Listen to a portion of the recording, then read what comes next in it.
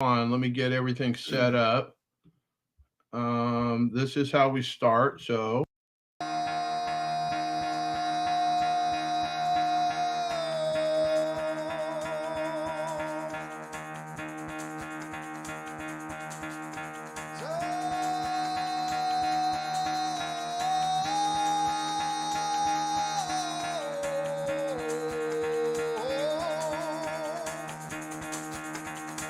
Get the fuck out of bed, bitch. Go.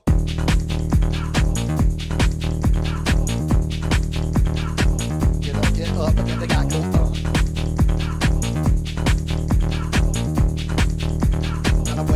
Time to wake up, bitch. Get up. Get up. Get up.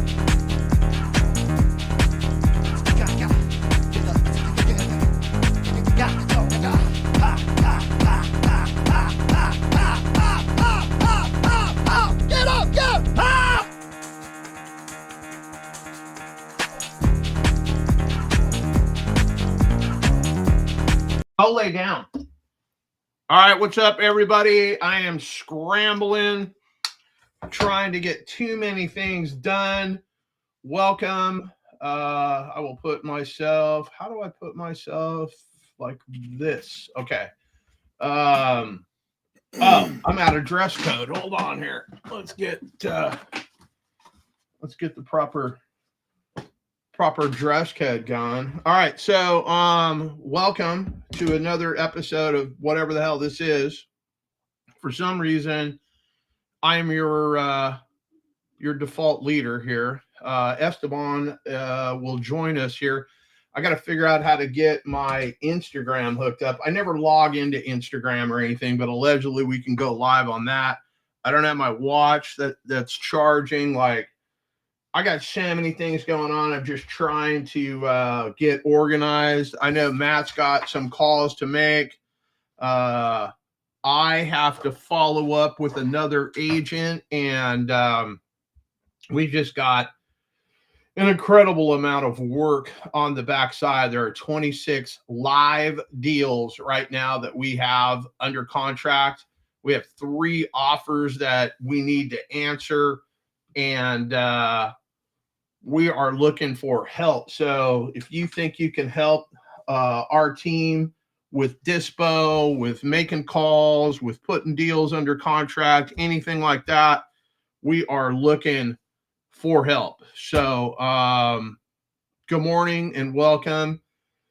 We're going to go till about 11 o'clock Pacific time today. I've got a meeting with a PPC company at 11:30 Pacific to get some inbound leads working our way. The lives are fun. Blindly calling people is fun, but I need to get more deal flow, and I need to focus my my attention on that. So we had wiring instructions come in. I had to go send some money out. Yeah.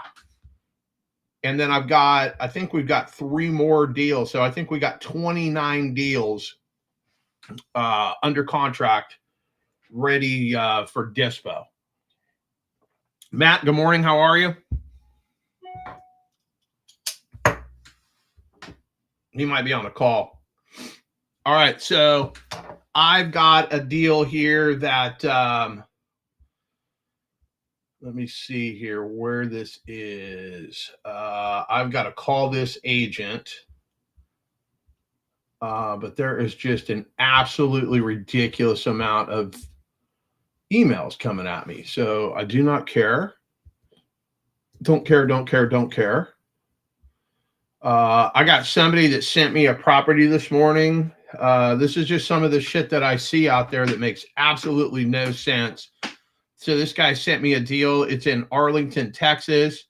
He's looking for help dispoing this thing. It's a 3-bedroom, 2-bath with an interest rate of 7.250. That deal makes absolutely no sense. So I don't know how to help some of these people. They're beyond help. So I am trying to I am trying to find an email. Here it is right here. I have the mortgage statement. So let me pull that thing out, and then let's give these folks a call and see if I can put this deal on paper, if this deal even makes sense. So this is a deal that that Junior brought us, that I'm going to call right now. So, oh, you guys probably can't even hear me because I don't have my mic in front of the deal. But let me call. And if you guys have deals, here, let me put up the chat needs to come in. The QR code, submit your leads, show that. Send us your leads, show that. All right, so that's that. Those are going up. Can everybody hear me out there? Matt, can you hear me?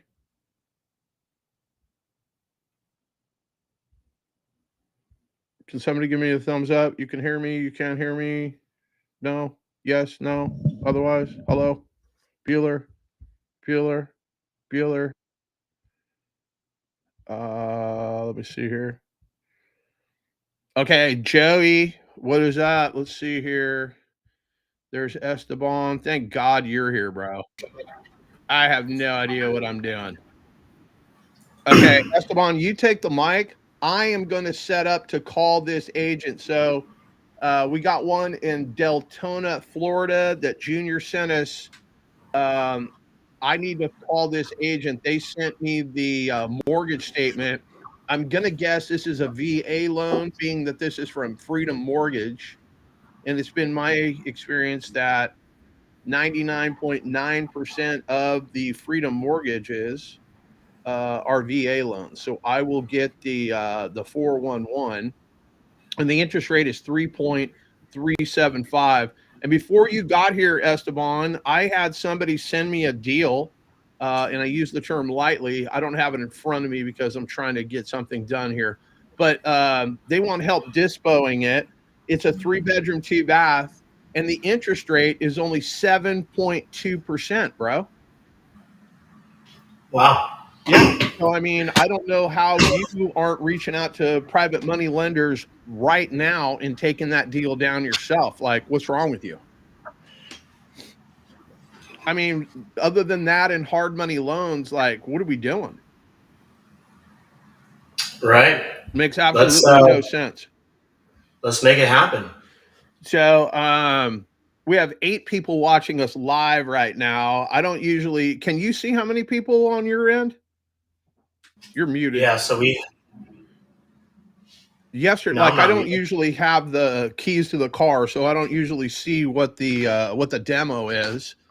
But yesterday we had 21 at one point. I don't know what the record is, but it seems to be getting a little bit more traction every single day. Let me post this on Yeah, the post it on the Discord. One second. Discord. You handle that. I am going to make a phone call. I keep forgetting to put my mic up when we're making these calls. Sorry, I So was let me, dealing with some knuckleheads. bro, that's, you should just record yourself saying that, because you could replay that every fucking hour of every fucking day, period. It's absolutely ridiculous. So let's which one did I say this was? Florida. So let's get the Florida number. Let's bang this out. What's going on, Veronica?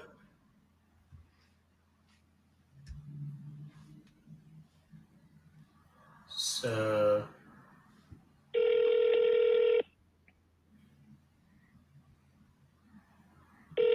no, the other Discord, the A1 group.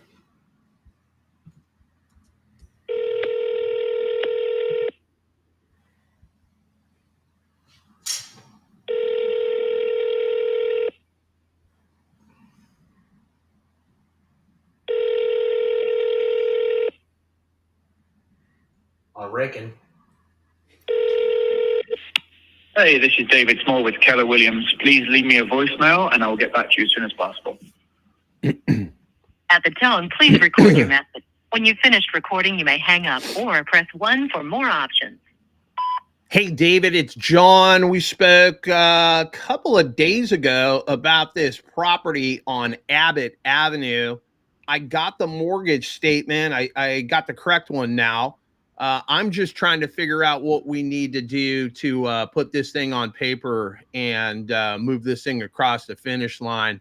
You can call me on my office number at 727-228-0343, or you can call me directly on my cell 559 708 6460. Give me a call. We are interested in this. Just want to make sure that we're on the same page. Looks like you guys are asking 300,000 and they owe about 293 on this. It was my understanding that we were going to catch up the arrears and pay your commission. Give me a call. Let's put this on paper. Okay, so there's that. So let me scratch this out because I have the wrong phone number written down. That must be for another one. Esteban, do you have anybody that we need to call? Yeah, give me a second. I'm trying to get this set up here. I got a couple people.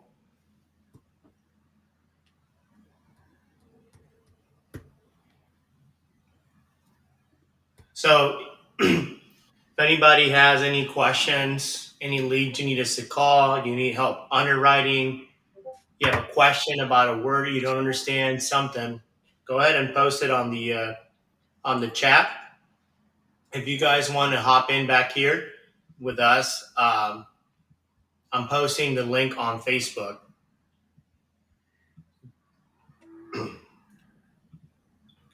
So give me a few here. All right, so last night, hi Veronica, welcome. That is a client of mine who's hopped on our live. Good morning, everybody. Good morning. Good morning. All right. Okay, so last night I followed I followed up with a local realtor. So the day before, maybe it was even the day before that, we had a conversation. Yeah, my sellers would be open to seller finance. Whoop-de-woo. Called them up. Their interest rate was like, I got it written down here somewhere. Their interest rate was 3.125%. So it's got a good interest rate. The PITI was roughly $1,900. The rents in the area are roughly $1,900. And then these folks wanted me to make a separate equity payment to them, like $200 or $300 a month. So I was going to be upside down making that deal happen. The purchase price of their house, $389,000, if memory serves correct. It's on there, $389,000. And they wanted, I need to be all in at 10% or less to make it a deal worth pursuing. They wanted first they wanted $115,000 down. And I'm like, no, that's not going to happen. So then I was like, hey, the absolute most that I'm willing to do is 40,000 down, which basically kind of shot myself in the foot because then the agent hopped on. I was on a call with the seller and the agent. The agent's like, well, hey, who's going to take care of my fees? Well, you guys do that. So then I basically stuck my foot in my mouth. I had a little commission breath going on, and I agreed to that. So that was another $9,700. Plus we got closing costs. Plus the deal. I mean, we're way overpaying for this house. So this house is $389,000. There was a house a couple of blocks over, built in 2021, that sold for $370,000. And the house that we're looking at was built in 1930. Yes, it was completely remodeled, but still, it's nowhere near that number. So I got out over my skis a little bit on that first call. I agreed, hey, I'll do the agent fee. I'll do the 40,000 in your pocket. I'll cover the closing cost. I'll make this $200 a month equity payment. I'll pay way too much for your house. Basically, I was just letting them tell me whatever it is. And that's not usually my style, but I was like, fuck, I can't believe I just did that. Right. So I had to make another call last night, and I hadn't spoken to the wife. I was only speaking to the husband and the agent. I reach out to the agent because I was on another call with somebody else. The Raiders played at 5:15, so I was trying to get everything done before the game, but it was 5:30 before I could even call him. So I shot the the agent a text message. I'm like, yo, I'm on the other line. As soon as I get off this call, I'll reach out to you. He sent me his seller's contact information, so he didn't even want to be on the call. So I've got the seller's direct contact information. I reached out to them. Hang on, let me clear my throat. Good morning, Angela. Hey, Angela, you want to hop in here? I think Angela had 2 properties in Michigan she needed help with. Let me see. Okay, I well, I'm sent you a telling a DM. story. I'm telling a story, pretty boy. So you just Go ahead. tap the brakes on your life. Okay. So anyway, I get on the phone with the sellers, plural, last night, and the wife's like, hey, this house that we're buying, it needs flooring. We need another $20,000 on top of the $40,000. And then basically I was like, well, hey, how am I supposed to do that? So then I was like, no, we can't do that. I'll reach out to my partner. I always want somebody to blame, right? I'm not the final decision maker. And I told him, no, I can't do that. I'm tapped out. That's my ceiling where it is. You know, I'll have to talk to my partner. I'll call you guys in the morning, basically just to get them off the phone so I could go watch the game. And then they both returned my phone call like 15 minutes after that because they knew that, hey, we asked for too much and blah, blah, blah, blah, blah. Because my entry fee was going to be like almost $80,000. And I'm just not willing to do that. So then the husband was texting me, hey, give me a call back, whoop-de-woo. Then at halftime, the Raiders were murdering the Chargers last night. It was 42-0 at halftime, and the husband's a Raider fan, so he's trying to reach out to me at halftime. I just killed all contact with them.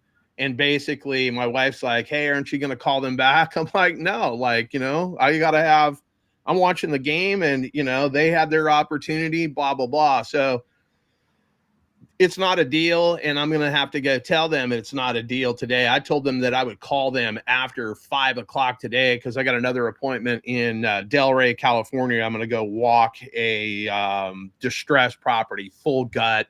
That's going to be a cash deal. I'm going to put that on paper today. But I got a little too excited to get a deal done just to throw it into our mix. But then I started thinking, hey, you know, I'm no different than this knucklehead I just told you about that sent us a 3-2 with a 7.2% interest rate.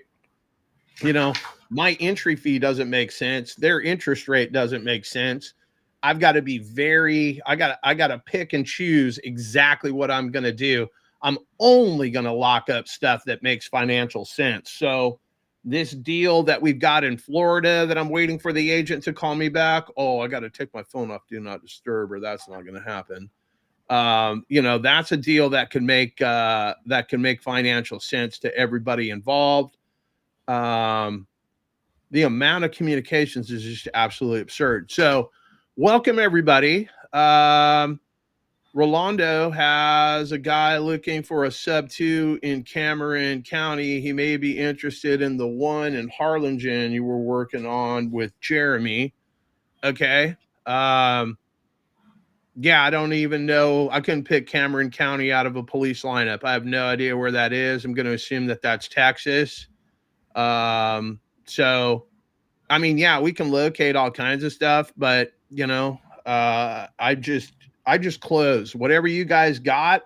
if you've got some leads and whatnot that you want to bring in, I'm not trying to cold call your sellers. I mean, I can, but that's a minimum wage activity. I don't do that. But I can. I've done it thousands upon thousands of those calls. Yeah. So if we've got any leads, Esteban, you want me to call? I mean, we can go through. If you want to put that list, we can. We'll go through the list here in a few. So, Angel Ray, she's top tier TC. We connected last night on Facebook, and she has, I think, 2 leads she wants to send my way. I actually got a good one here. Let me see. Somebody from the Discord called me yesterday. They needed help pitching subject to the knucklehead agent. Went to the title company, and the title company said it was illegal. Of course they did. Yep. So let me see if I can pull that. I have way too many messages here. Okay, so Omar is somebody on that other team. People are reaching out on Investor Lift. I'm not responding to any of that because it's not my circus, not my monkeys. So if you want to handle that, if you want me to handle that, I mean, I can handle that, but that's up to you. Yeah. You are the ringleader of this. Let's get some little music going on in here. What kind of music do you want, John? You want some corporate music? I don't even care. I just want to make calls. Like, this is Esteban from the Discord. Hey, did you want me to call that agent after all? Yeah, if you can. Yeah, I never got the details or anything like that. Oh, okay. Don't say it out loud. You're on a live. Do you want to just text me information? Yeah, I kind of texted it to you earlier.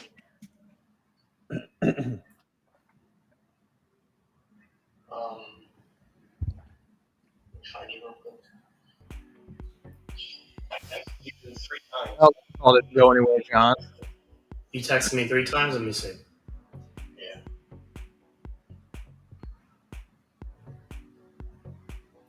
Let him do this deal. You got a question, Matt, or you got somebody to call?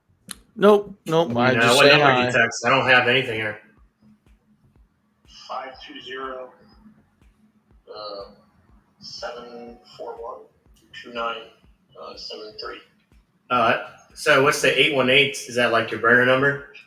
No, that's my personal number. Okay.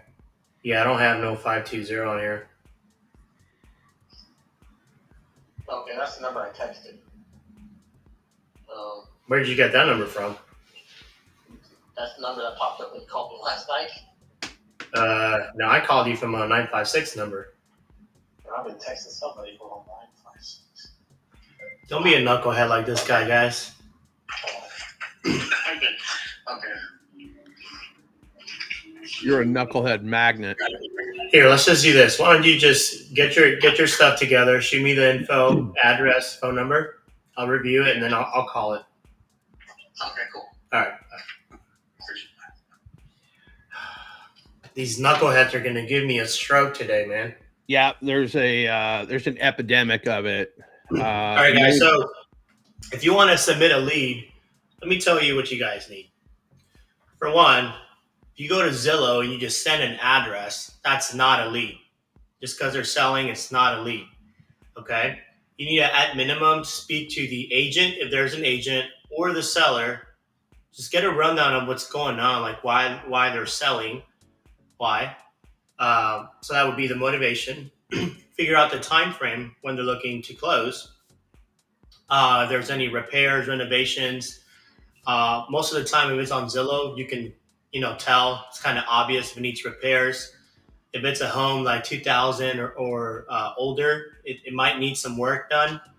If it's a little newer, it might not need as much work.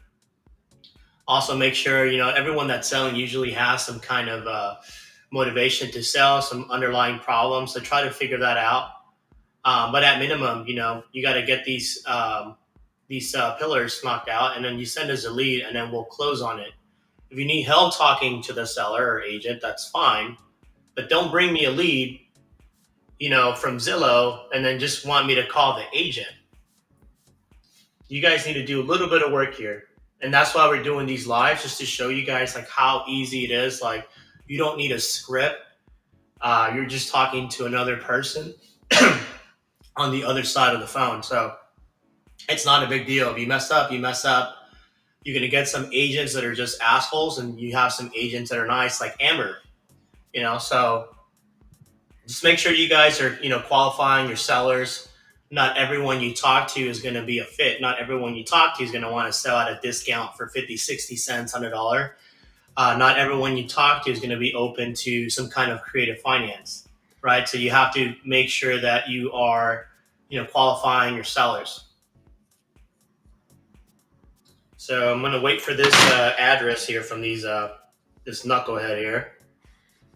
Yeah, Alvaro, you want to get your 5 pillars. If you guys don't know what the 5 pillars are, that is an acronym. I'll put it, well, I don't know how to put it on the deal. I got a missed call from a Kenneth. I don't even know who Kenneth is. Let me see.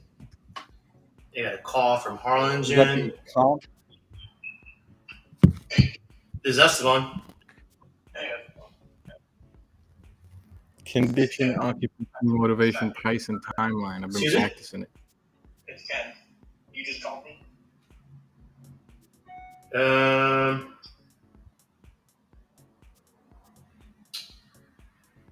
don't know. I'm a little lost. How can I help you? You were gonna make that call for me for in Florida, Panama City, Florida, but you were on a live, so. Okay. Did you? Okay, just an address. I just sent you the address. No agent's number. Okay. Do you want how much information do you want? Everything about it? I can send you everything. Yeah, that would be helpful. All right, we'll let Esteban do that. But basically, COMPT,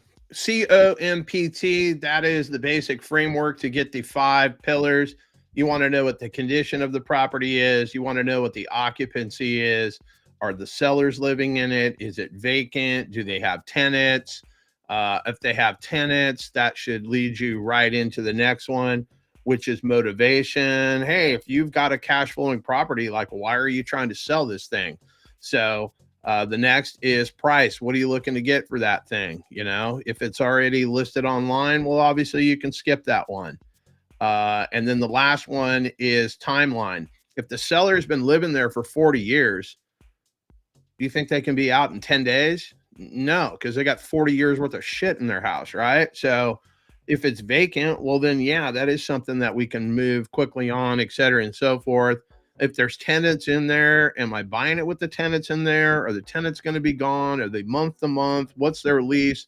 Like, just get the basic story of what the hell is going on. And if that's all you can accomplish, hey, I appreciate this information. Let me reach out to my acquisitions manager. He's the guy that cuts checks in our office, and he'll give you a call.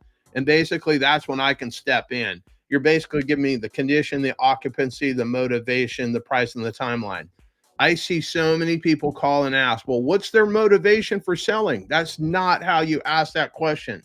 That is not a natural conversation. Like, what's got you thinking about selling this house? Like, this is a great house. If I owned this house, I wouldn't sell it. Well, why are you guys selling it? Those are kind of questions that you want to draw out some sort of response. If you're on the call with a red seller, they're going to be very short. They're going to cut you off, et cetera, and so forth. Oh yeah, Mo's got it all here. He's got the condition. He's got the occupancy. He's got the motivation, the price, and the timeline. So some of us have been paying attention, taking notes in school. Good job. All right. We got a comp cheat sheet right here. Let's see. I don't know if you guys can click on that, but it's in the chat. I don't even know what that is, but let's see here. I am trying to do this. It kind of depends. So you want to know what the rules of the HOA are. Can I do short-term rentals? If I can't, then it's got to pencil long-term. The HOA might prevent me from doing a pad split. If you don't know what pad split is, in a nutshell, instead of doing a short-term rental, you're basically renting out the house by room. So a lot of people will take the living room, cut that bad boy in half, make 2 other bedrooms, take the family room, cut that bad boy in half, make 2 extra rooms. So you started with a 4-bedroom, 2-bath. Now you got an 8-bedroom, 2-bath. And you can basically pad split is kind of like Airbnb, right? Airbnb is marketing. Airbnb is doing the marketing, dragging people, to your listing, and then they take a percentage. Same thing with pad split. Pad split vets all of the people that are coming through and places tenants, and then obviously they take a cut. I have not done a pad split. However, the first creative deal that I ever did in Texas, that was the exit strategy for the guy that I sold it to.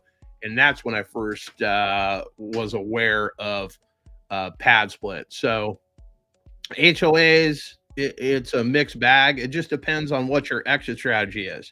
If I'm going to live there and whatnot, well, then I don't care, right? I'm going to move into the deal, and the HOA is not going to be a problem. But as an investor, if the HOA says, hey, you can't have tenants in this thing, or you can't have short-term tenants, if that was your exit strategy, then obviously that kills the deal. Hope that answers your question. Nate Dogg, good morning. Mo's in the building too. Am I competing in round? Bro, I've already got my plane ticket for Phoenix. So there were 8 spots to qualify for in the Closures Octagon. I've already taken one of those. So yeah, I mean, I'm showing up for round 2. Competing, I don't compete, my man. I dominate. So I will be there 100% for sure. Tristan, did you get your call in? Are you coming with me to round 2? She said, oh wow, yeah, I'm that guy, bro. I'm that guy. If I don't believe in myself, who else is going to believe in me?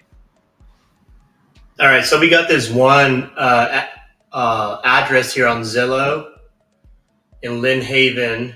It's been on the market for 119 days. Okay, where is this? In Florida. So I'm going to post this in the private chat. Okay. I'm going to call him up. You do that, tough guy. John, do you have a script I can follow, or what should I say? I would start with, hey, this is Esteban. I saw you have a property for sale. What's going on with that thing? Let's hear your RJ voice. Calling about a property that you entered in my website. How much you want for that thing? This is RJ Bates. Tell him you're RJ Bates. You should have a verbal octagon for Mott's. Bro, who would compete? Probably that one agent that called you not real. Has been forwarded to voicemail. The person. I would absolutely teabag that guy if I just, if we're going bare knuckle. I mean, we had boxing gloves on that day. I was jabbing. But if we're going bare knuckles, I'll hit him with that haymaker. Hit him with that sleep.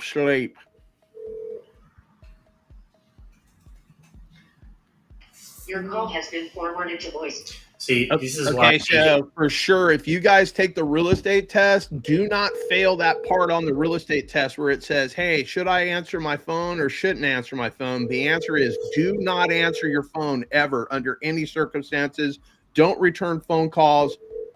Be a real agent. Said nobody ever. It's the most frustrating shit. Your call has been forwarded to voicemail.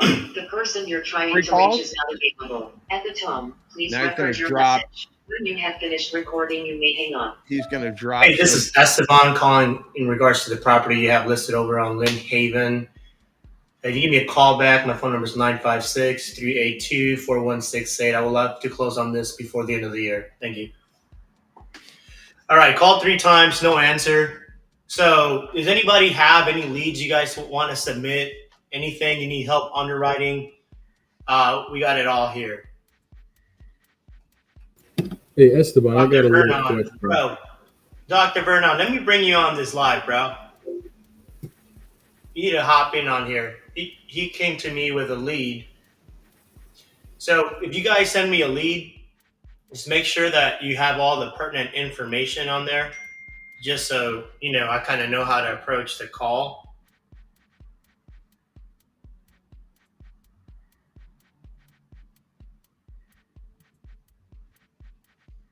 Yeah, no answer. So Oh, that was his? wait. No, it was the so this is what the agent told the wholesaler. So I talked to the seller in my title company, and unless he owns the house outright, he cannot sell or finance it because the mortgage would have to be recorded and the deed would not match the name on the mortgage. Okay, so then you basically, what makes you say that? I know that's what the No. screenshot What of the I'm saying message is says. that is always my reply. What makes you say that? And just find out how educated or not educated they are. Do you need me to call that agent? Because I will drop some knowledge on them. Are you saying I don't know what I'm doing here, sir? No, you know exactly what you're doing. I'm just asking. No, they didn't call. I called back 3 times, no answer. So I'm fine. Dr. Vernon easily wants to know how to hop on. So how do you? Let me send you a link, Dr. Vernon. Yeah, Hopefully we got people on the backside. I don't know if you're gonna have to boot somebody. Matt is making calls right now. Matt with the best haircut in all of real estate. Very easy to maintain. You might want to go with one of those, Esteban. You save yourself a lot of time running to the barber. But what? With Matt's haircut. Where is Matt? Matt has Matt has the Telly Savalas look going on. I'm trying to find. Hold on. I can't find him. I get like at least 100 messages a day, so it's a little hard to keep track.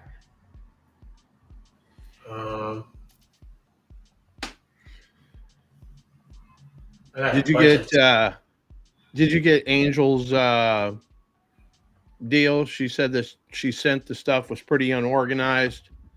So yeah, I have it on Messenger. Okay. Just give me a few. I'm trying to. I can't find Dr. Vernon on here. Let's see here. Stephanie Soto. Who's Stephanie? Here. There we go. You got him? Yeah. Okay. All right, my man. I sent you the link. You can hop on here backstage. 1, 2, 3, 4, 5, 6, 7, 8, 9. Yeah, there's only one left. One spot left on here. Bro, so see, I can't deal with. Let me show you guys. Let me tell you guys, how do you pre-filter somebody? How do you know if they're a tire kicker or not? So if you go on Facebook and you say, who's a buyer here? All those are a bunch of wholesalers. You're just going to get a bunch of knucklehead wholesalers that want a daisy chain, off of your property. Just put it, get a quick buck off of you. Now, if you post an address or a property with all the relevant details on one of these Facebook groups and somebody says DM me or email me, they're not your buyer. They're tire kickers. So just so you guys know, save yourself some time. All right, let's see. We got Dr. Vernon. Oh, Dr. Vernon, how you doing? Hey, what's going on, Esteban? What's going on, my man? Let me bring Hey, man, you in just here. hanging out in my RV, man. We trying to take a small vacation. Oh, where you guys at? We in Corpus Christi. Got family Christi. out here. Oh, nice. Yeah, I know where Corpus is. I'm originally from South Texas. Joey's down in South Texas too. Okay. Yeah, we right by San Antonio. Oh, okay. Well, no, I mean Corpus is what, like hour and a half south of San Antonio. Yeah, it's about an hour and a half. Okay. So tell me, bro, what you got? What you got going on? How can I help you? So, well, it wasn't. I wasn't so much looking for help. I mean, what I do is I like to make sure I support. But I had a lead that well, it's not a lead. It's an actual a contract that I have. I had it for a little bit, and I just wanted to see if you wanted the JV. It's one of those. It's um, it's kind of hard to sell because it's 3 million bucks. So it's one of those. It's a hard deal right now to sell. So I just wanted to see if you wanted the JV on it. That was it. Yeah, I I mean, wasn't looking for a lead. I don't need you to call them, anything like oh, that. got you. You got That's it. yeah. Okay. So let's start off with where's this property at? It's in North Carolina. North Carolina? Is it Yeah. like a multi? Is it a single family? No, it's currently being used as an Airbnb. Here, I'll Okay. actually give you the address. And you can actually Don't pull say it it out up. loud though. In that Yeah, I private Yeah, know. chat put it I on door. know. the I know. Yeah. put it on the private chat or just DM it to me. All right. You getting high tech. All right. Let me see. DM. All right. Here we go. Or maybe not. All right.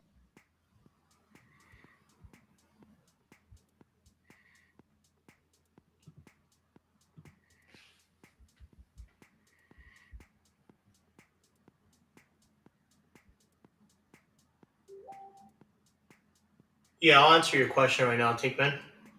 All right, let's take a look at this.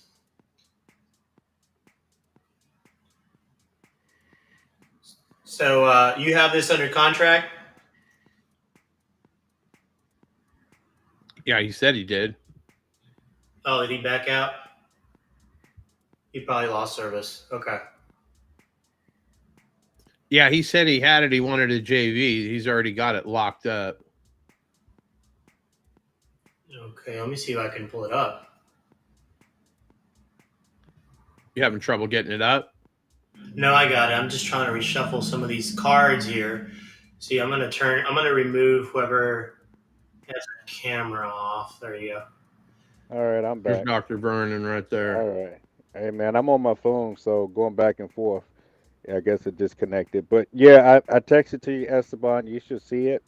It Oh already wow, this has thing rentals. is Yeah, it already okay. has rentals in there. People are already uh, um, what do you call it? Booking already this year. So, but it's a deal lady wants to get. She wants to get rid of. She got several properties, but this one she wants to get rid of. And I talked her into doing a creative. So she's gonna go partly creative, but there again, it's still high equity. So getting the right person in there who can handle Airbnb, but also handle a property like this. Well, we got Okay. people in sub two that do this. What kind of entry fee are we looking at? Well, so she wants a minimum of $300,000 to get into it. Okay, so Um, 10% down. yeah, well, yeah, about 300,000. She's looking because it makes well more than that per year. So she want whoever's going to get into it. She want to make sure they're serious.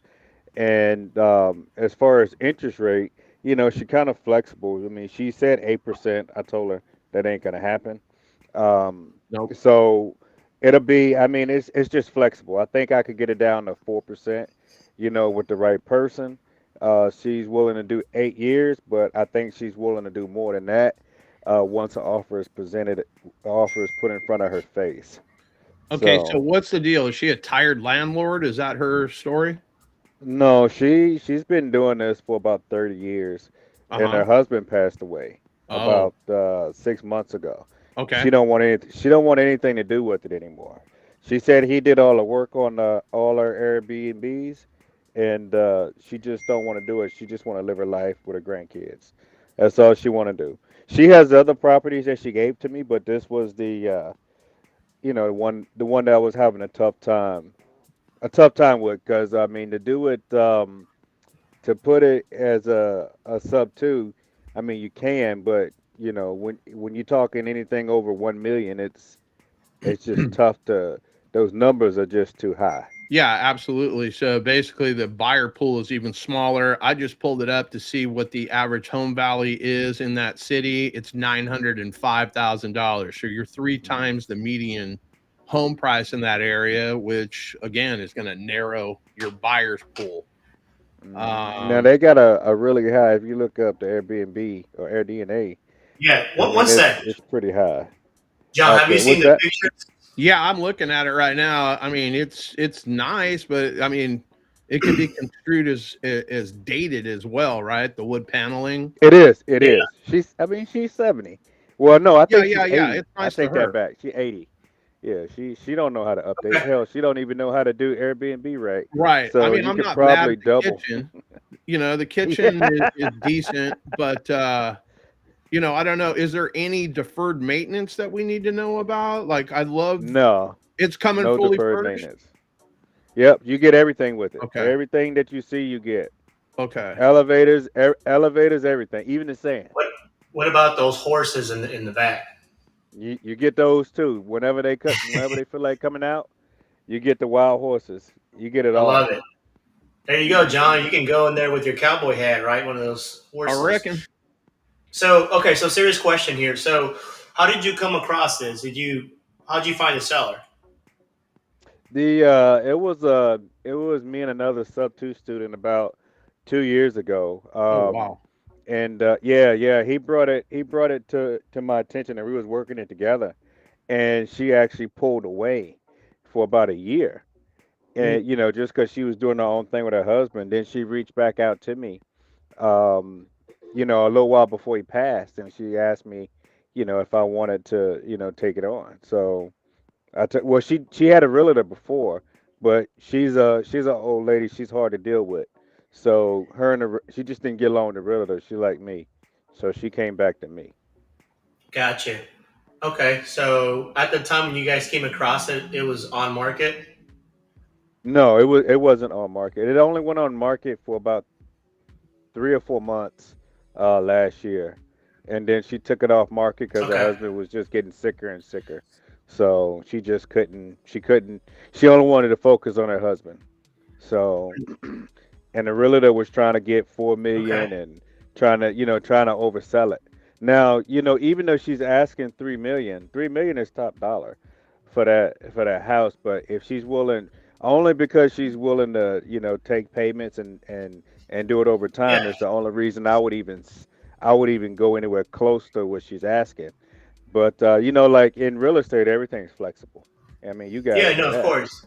So I'm seeing here on 2021 they listed it for rent, and then like 2 weeks later they dropped the rent by almost $2,000, and then 2 months later they dropped the rent by $2,000. They removed it on 2021. They tried to sell it on 2022, which we can all agree that the market was doing better then, for 2.8, and then Yeah.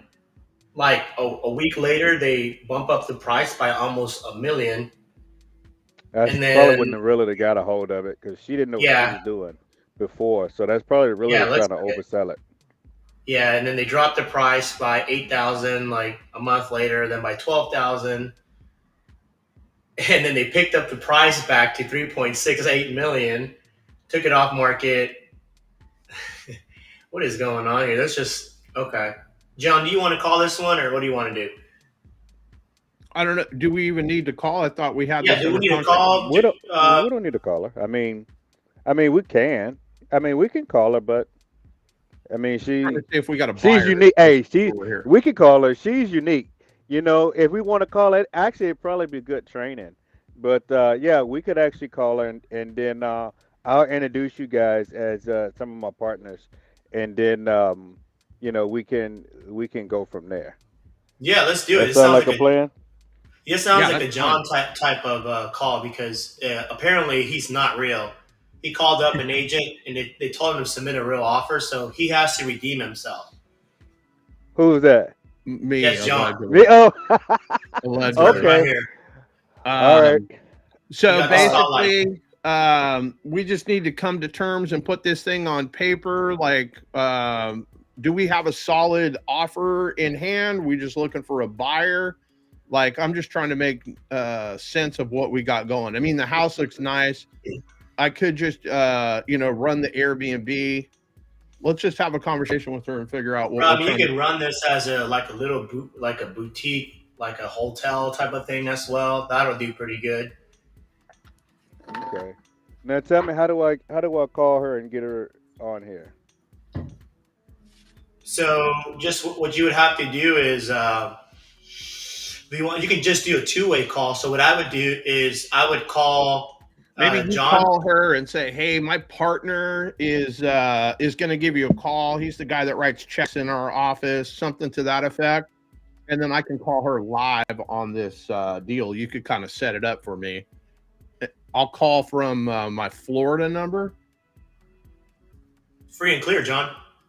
No, I just said I'll call from my Yep. yeah, it's free and clear, but I mean, what is she trying to accomplish? I can't do 8% interest.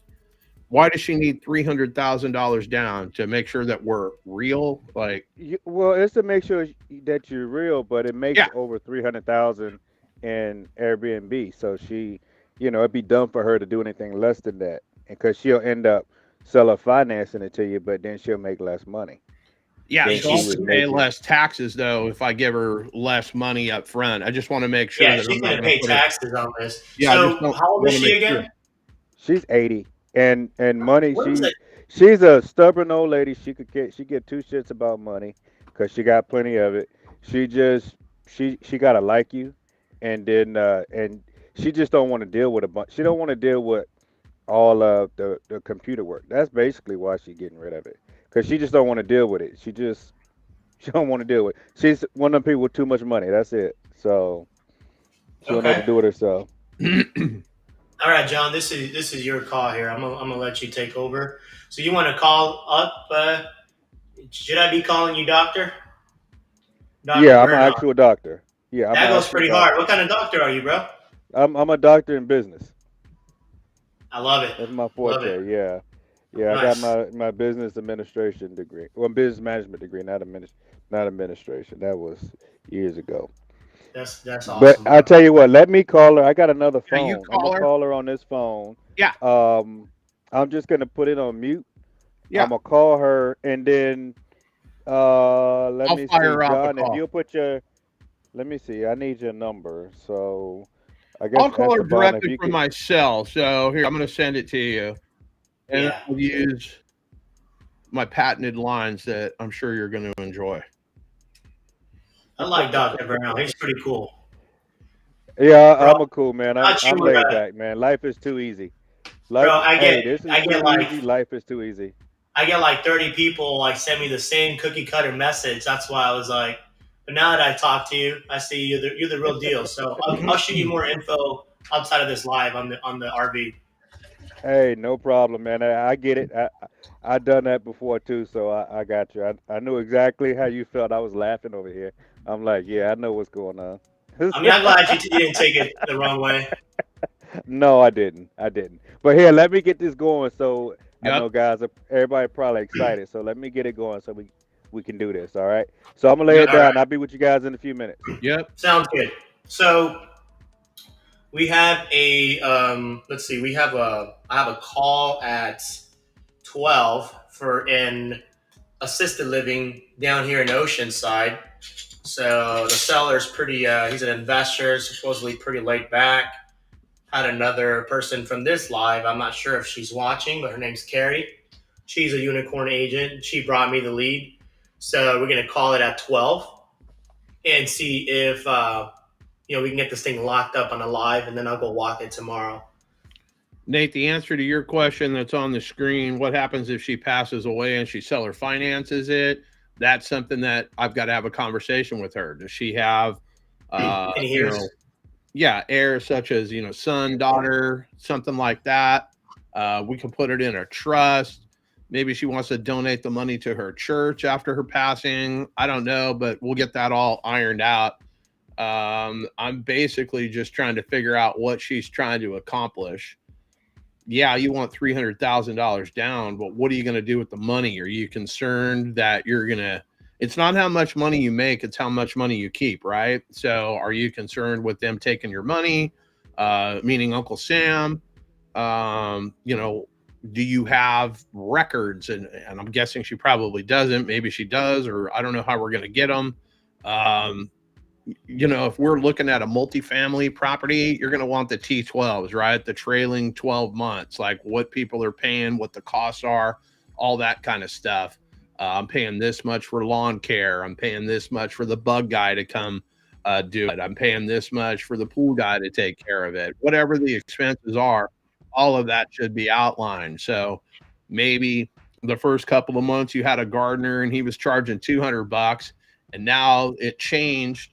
Now we're only paying $150 because we got another gardener. Like, you got to see like what the changes are and what your costs are, because you've got to have more money coming in than you have going out. There's no magic to this shit. Absolutely no magic to this. So I've just got to make sure I got more money coming in than I got going out. Now we have guys that might take this thing down, but I mean, this is a pretty sweet Airbnb property. I think we can all agree on that. I also have a similar situation with another Airbnb property that I spoke to an agent about. Okay, so what do you got going? Talk to me. I just got off the phone with them about 30 minutes ago. So it's a Airbnb property. It's occupied. It's part-time Airbnb. They're asking $3,990,000. So it's gonna pretty much come with like everything. Like it's got a guest house there with a kitchen and everything. It's gonna come with the furniture. It's gonna come with a deck. It's got a pool. It's gonna come with all the furniture that's included there. And it's also got a clubhouse with its furniture in it. I talked to them about like doing a sub-2 because there's a mortgage currently. They didn't tell me how much the mortgage was because they kept going on about like, you know, how beautiful this home is. But he said he would send this offer to the seller, and I would expect a call either today or the next couple of days to see if they would want to do a seller subject to for this home. All right, we'll get that taken care of. Go ahead, Dr. Vernon. Let's get back to your problem. Hey, I texted to Esteban. I never got your number, so I didn't want it to hang up. So I just put it in her name is Karen. I put it in the private chat. If you got a pen, 559-708-6460.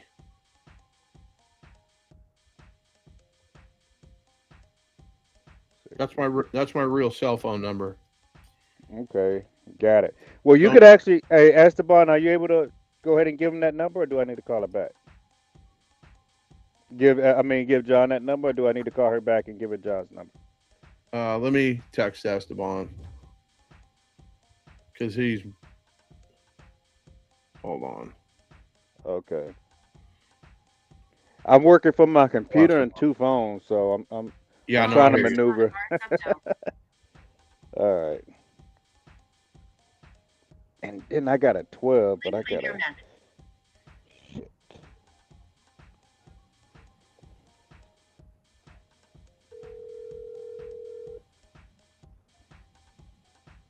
Uh-oh, I hear ringing. You got it? I'm trying to call him. He's on the other line or something. He's ignoring us. Oh, he's going to block me. Why don't you text me? Yeah, I'm going on my other phone now trying to get it. Let's see here. One second. Private message me. What's going on, John? I was trying to get you to send me the number. Okay. Yeah. But, I will keep you posted with anything I get.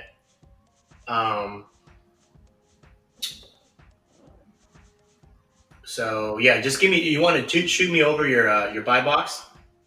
Yeah, sure I will. And then I have a couple. I get about 2 or 3. I got an idea, John. I'm gonna call you. Okay. So send me your buy box, and then I'll take a look at the board, see what I got, and then I'll keep you posted as well. Yeah, that'd be phenomenal. Thank you. I appreciate it. Of course, bro. Have a good one. Talk soon. All right, you got the number there, John? Oh, we got 20 people in here. I'm calling Karen. Is that what I got? You calling Karen? Okay. I'll call her right now. She's driving. She's driving right now too. All right, let me call her. Just so you know. Okay. Yep, let me call her.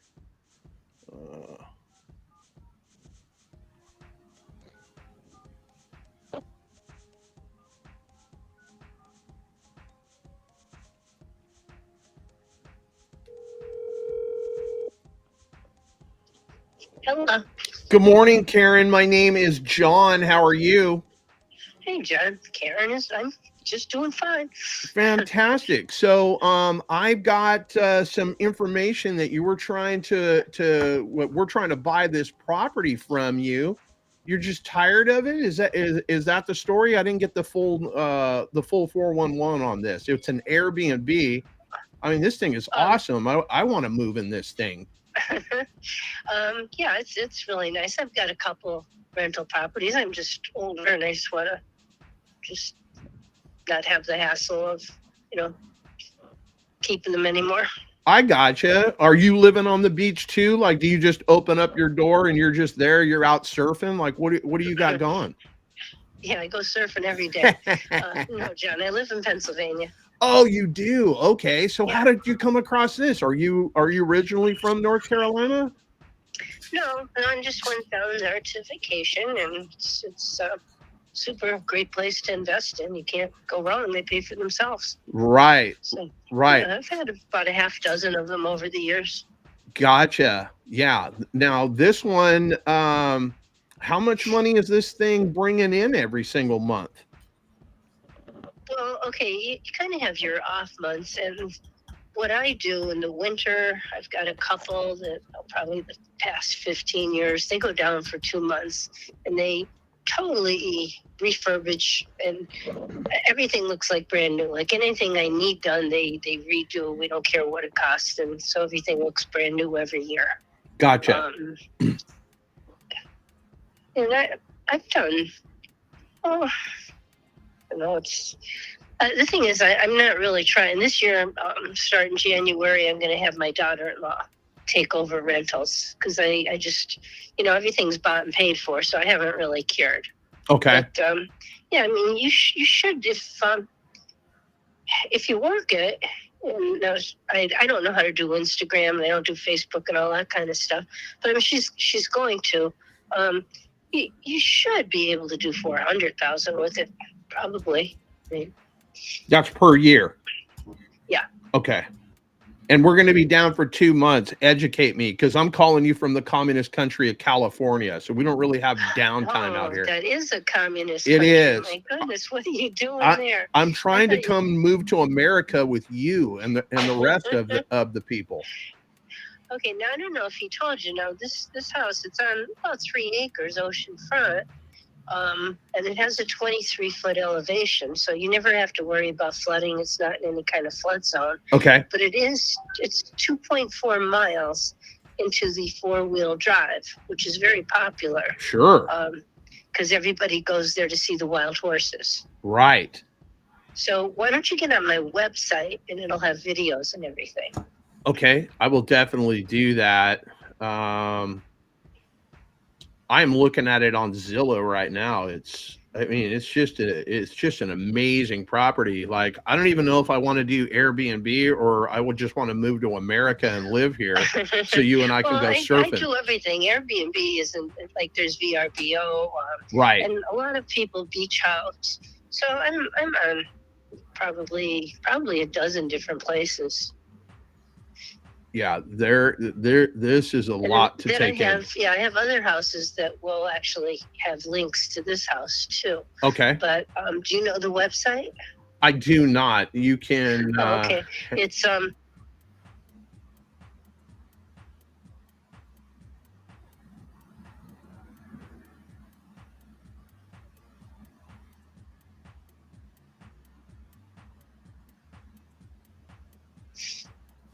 and that'll have videos and pictures of the horses and pictures of every room. Okay, let me see. Oceanfront. Front, Outer Banks. Got it right now. Yeah, I got it. Okay, so we're on it. Bank pops up. We're on it. And it'll show you lots of stuff, give you lots of information about the area. Okay. Yeah, that's I mean, fantastic. the main thing is that the house is really, out of the flood zone, because that's a big difference in your insurance. And the taxes are, it's funny because I've got this really crappy little oceanfront house, and the taxes are double what they are here, which is, and it's the same county. Other than a few years ago, I had put in an appeal, and I talked to the guy, and whoever he was really nice. And he lowered them. So they're like, I think what, about 4,500 or something like that. Okay. 5,400. They're half the price of this little house that's oceanfront that's in the flood zone. Gotcha. Okay. So what should I know? Is there any deferred maintenance that I should know about, or am I just No, I plug keep and the play? houses up. Everything's absolutely perfect. Okay, fantastic. So what do we need to do to move this deal forward? I've got people that are a lot smarter than me with sharpened pencils ready to pencil up some numbers. But what is it that we are, I mean, obviously you want to sell the property to us, but what are you trying to accomplish? You just want some money coming in every single month? And Well, I mean, I'd like at least half down. oh, wow. Okay. But, the rest we could do at a decent interest rate compared to what you'd get. Yeah. down. So I mean, I could go to the bank and probably get a loan, right, at 20% down. So I don't know if that's going to make financial sense. I thought I was told that we needed to do 10% down. Did I get that information misconstrued to me? Yep. Okay. So we're looking for 50% down. Okay. Yeah, I with 50% down, I'm probably not your buyer. Like, we would have to go and approach the bank and get a DSCR loan. What is the asking price on this? Let's also do that so I can see what that's going to cost me. It'll be like 4 million. Mm-hmm. Okay, 4 million. And basically, if I'm making 400, Well, I mean, my attorney, I know I've talked to him about this before, and I mean, he doesn't even like the idea of half. So, but I could live with that. okay, what did your attorney think that You could needed? even take it over. I probably have the payoff maybe to my. Well, we could work that out later, but Oh, there's a how long were you mortgage on thinking this? how long were you thinking to? Is there a mortgage on this? No, I don't have a mortgage. Okay. I don't buy anything unless I can afford it. Okay, yeah, I'm the same way. If I can't pay cash for it, then I don't own it. Doesn't sound like you can pay cash for this. Well, yeah, but see, this is the beauty of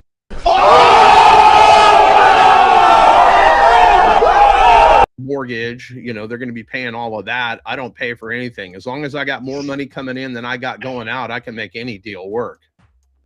Okay. Yeah.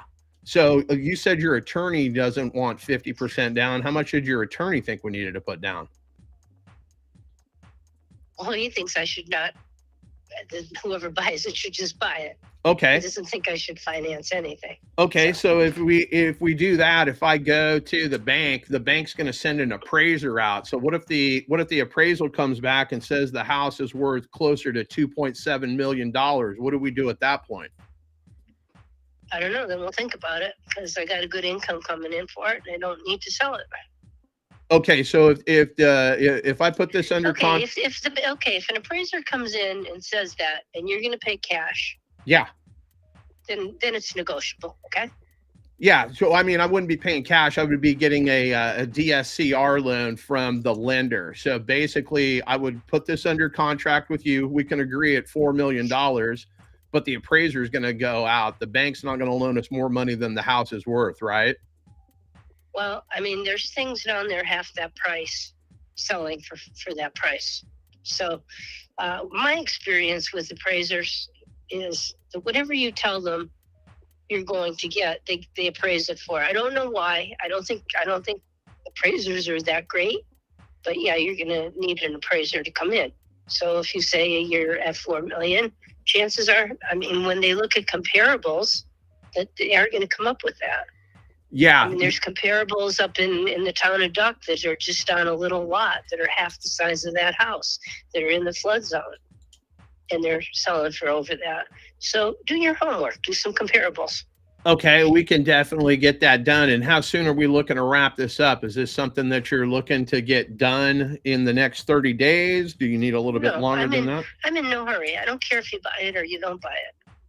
And to be honest with you, in like 4 days, I'm going to Europe for a couple of weeks. Oh, wow. Where are you headed to? Finland. Who goes to Finland in the winter? I was just about to say, what where is my going daughter-in-law on? wanted to go. So Finland. My goodness. That just I'm freezing right now that you said that. No, actually the temperature she said was around in the 30s, and it is. Well, I mean, that sounds balmy to me. Here the other day, at my house, 19. So like, wow, it's not much different than the temperatures in Pennsylvania. Yeah. Well, I guess so. Yeah. I'm in California. Like anything under 50 degrees, like I've got a jacket and the whole nine. It might as well be snowing for me out here. Whereabouts in California are you? I'm in the middle in Fresno, California, born and raised. Oh, Fresno. Okay. Yeah. I lived in Vallejo for about a year. Oh, nice. Yeah. But you were smart enough to leave. Like I've never got out of here. California was nice back then. You're talking like the early 70s. Right. I gotcha. All right. Well, let me do this because I know that you're busy. Let me put something on paper and then let me reach out to my lender and see what we can get done. But 50% down, that's probably not going to work for us. I was under the impression we could get in for 10%. So let me see what I can get done, and then we'll reach back out to you. Fair enough? Okay. My email is on my website under contacts. Let me see. Boom. Okay. Got it right here. Okay. All right. I appreciate it. You have a safe trip to Finland, and hopefully we can get something done before you leave. If not, we can pick this conversation up when you return from your trip. You have a safe trip and enjoy yourself. Okay. Take care. Look forward to talking to you, John. Thanks. Absolutely. Uh-huh. Bye-bye. Bye. Okay. So let me turn the sound on. All right. So 10%, she's not even. She's playing tough. Yeah. Nah, she's playing tough with you. But basically, she's under the impression that we can just tell the appraiser what the number would come back. So if that's the case, and I'm paying for the appraiser, why wouldn't I tell him to make it come back at $2 million? Like that's not based in reality. Yeah, she's different, but yeah. No, she's willing to carry. When she get to talking to people, I think she got her friend with her, but I tell you off camera, but yeah, she's that 10% down, man. She's doing that in 8 years, 100%. That's all. We already agreed to that, and we could probably do longer than that. So that's not even an issue. I don't know why. That was another option that we brought up, was half down at one point, but I think that's not. I wouldn't stress on the half down. Yeah, I mean, our entry fee needs to be at 10% or less. She was pretty adamant. Then she hit me with my attorney doesn't even think I can do it. I don't need to sell this thing. She doesn't sound motivated at all. I mean, yeah, we can put a deal. That here's with seller finance, it's either your price and my terms, or it's your terms and my price, but we can't do both. Exactly. I mean, if we look at this thing with levers, she's pulling all the levers towards her. You know, she's going to get me at 8%. She's going to make me pay $4 million for this thing. This thing allegedly does $400,000 a month or a year. I mean, that's basically the 1% rule. But there's 2 months that this thing is shut down that you do all of the maintenance. So, I mean, if we can make it pencil, great. I don't know, John. I only buy things I can afford, is what she said. Yeah, that's what she said. She only buys stuff that she can afford. Everyone's just bullying me, bro. Like, you're not real. They saying you can't afford stuff. Yeah. And, it sounds like you're the one getting. I mean, she would not be wrong. It's not like I can stroke a check for $4 million. But she's a cocky old bird. Yeah, but, I like her. She's real nice, but that's why I like her too. I mean, you could break her down easy because she'd be like, okay, whatever, we'll do it. No, she's but she just don't care. You know, but don't worry, she's motivated. She's motivated. She'll sell it. I'm not even if y'all want, if we could put a deal together, I'm not even worried about it. We can do it tomorrow. Okay. For a fact, we can do it tomorrow for a fact with 10% down. Okay, so I'll put my name on it. All right, so let's figure out what our next step is to make that happen. Is there anything else that I could have done on that call to move that deal forward? Anybody got any constructive criticism? I mean, I was practicing being nice. I don't know if anybody picked that up. I think I did a pretty good job of acting. You did a pretty good job. Like, and seen. I thought that was a great first conversation. You know what I mean? Because that's the first time you spoke to her. So yeah, you know, you didn't get like deep down into the nitty gritty, which is perfect because a person like her, it wouldn't have worked. If you just start shooting numbers, she'll get confused and be like, I can't deal with it. Right. And she would shut me down and basically get me off the phone. Right. But who in the hell decides, hey, I want to go to Finland? Like, you're in 19-degree weather and you want to go somewhere where allegedly it's 30 degrees. Like, what the hell's wrong with her? And then she doesn't surf. Like, I tried to get her to, you know, tell me about it and whatnot. So, yeah. So, all right. We will shelf that one for the moment. And then, the eye candy of this deal, Esteban and I will chit chat with you after the live, because I think we could do something, but we would have to go get a DSCR loan. And I mean, there's companies out there. We could do a Morby method. Like, there's stuff. I've never done a Morby method. So this might be a prime example of doing that. But it just probably makes more sense for us to go get a DSCR loan, chunk her out, pay way less than $4 million, and send her ass on the way. I mean, I'm not saying that Zillow is right, but Zillow is saying that this thing's worth 2.738.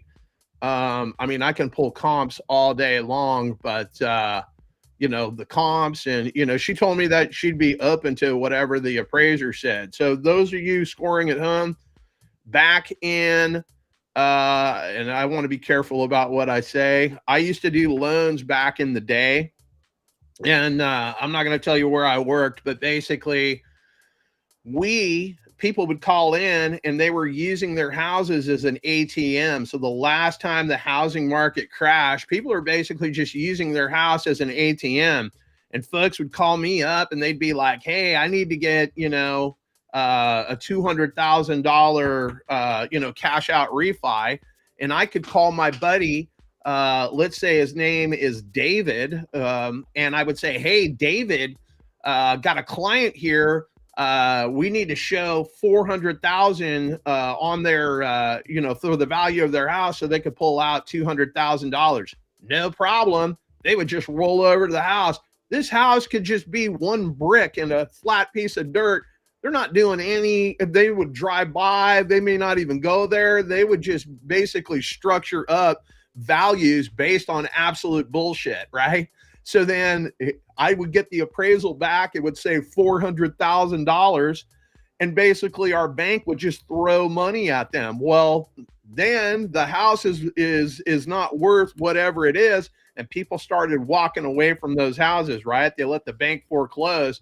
I had a couple of my friends call me up and do the same thing. They got a chunk of money out of their house. They went and bought brand new houses being built across the river, and then they just let the debt go on the house. Well, there's nothing really you can do once you got a new house and you don't need to live anywhere. And I saw this happen over and over and over. And basically the banks were just getting absolutely destroyed. And that's kind of how the last housing market crashed. So now I cannot call up David or any other appraiser and tell him what I need. You call the bank, you tell them, hey, I want to do a foreclosure or a cash out refi or whatever it is you're trying to accomplish. And they reach out to a company that's a neutral third party that reaches out to the appraiser, and there's layers of protection. I'm not allowed to talk to them. So what I do, what I've done as a realtor, sometimes I just need to let the appraiser know that, hey, this is the value I need, but legally I can't do that. So when they call me up to set the appointment, hey, we got to go look at your house at 123 Main Street. 123 Main Street. Hold on a second. Oh yeah, that's the one I got under contract for $250,000. I just let them know, like, oh, I'm just circling through my data, and I just let that fall out of my face, and then they get kind of upset, that I've dropped a number that I need.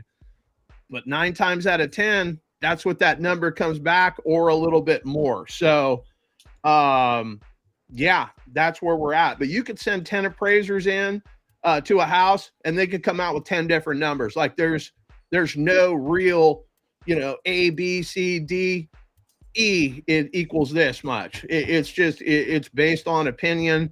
Like if you're in the foothills, they may go 5 miles away to go get some comps. I had some knuckleheads that reached out to me.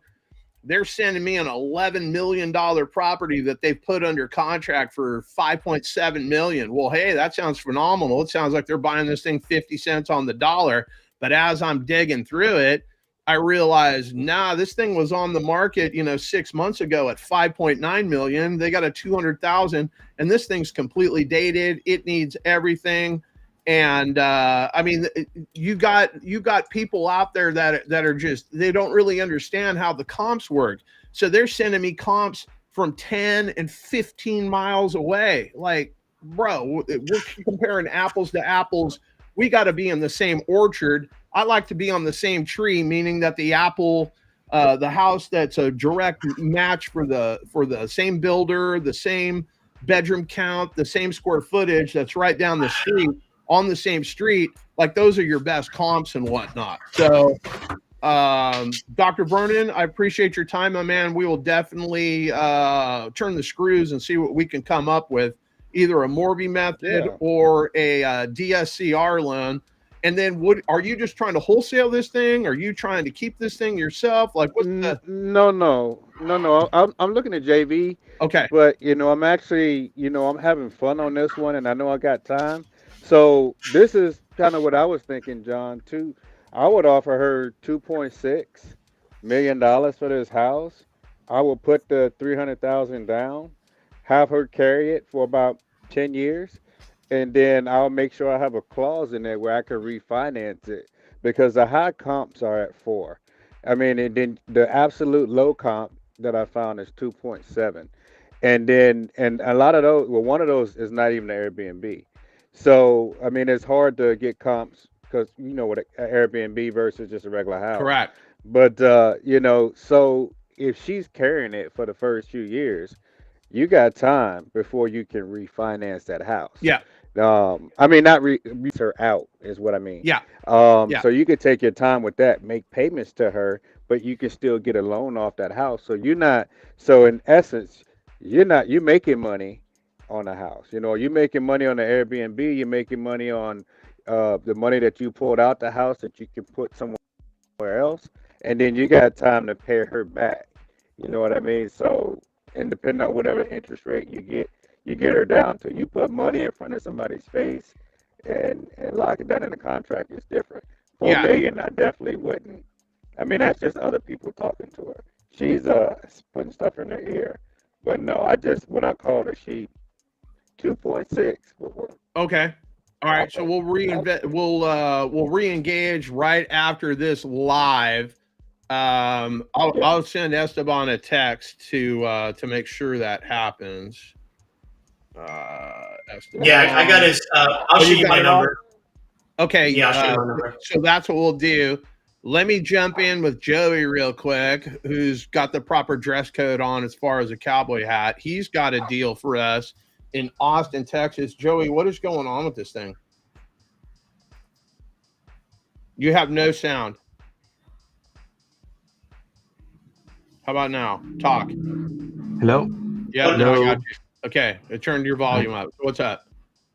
Yeah, so I had got in contact with the agent for this property, He was telling me that they're open to sell. It's an Airbnb that is occupied by the person, but it's a part-time Airbnb. They're Okay, asking so 3 why million. is this a target? It's been on the market 21 days. There's not enough pain that I would even entertain a phone call on this, but I'm going to do it. Why? It was actually marketed before. I was looking at it on PropStream. It's been on the market for a while, 197 days. I was trying to get I've been trying to get the information about like why they want to sell, but he wouldn't.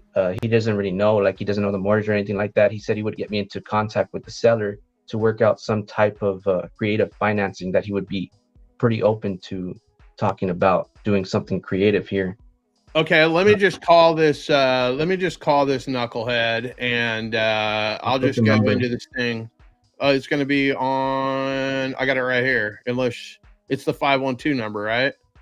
That's the agent. I'm going to sell you the seller's number because the seller called me just like right now. Oh, the seller did. Yeah, he just called me right now, and I told him I'd get him on the line with you. Let's go. Let's see what's going on. So, am I the guy in the office that writes checks? Yeah, you're the partner. Okay. So when you set these things up, like, you know, I can be the janitor, you can be the janitor. You want to be a low ranking, you want to be a glorified information gatherer.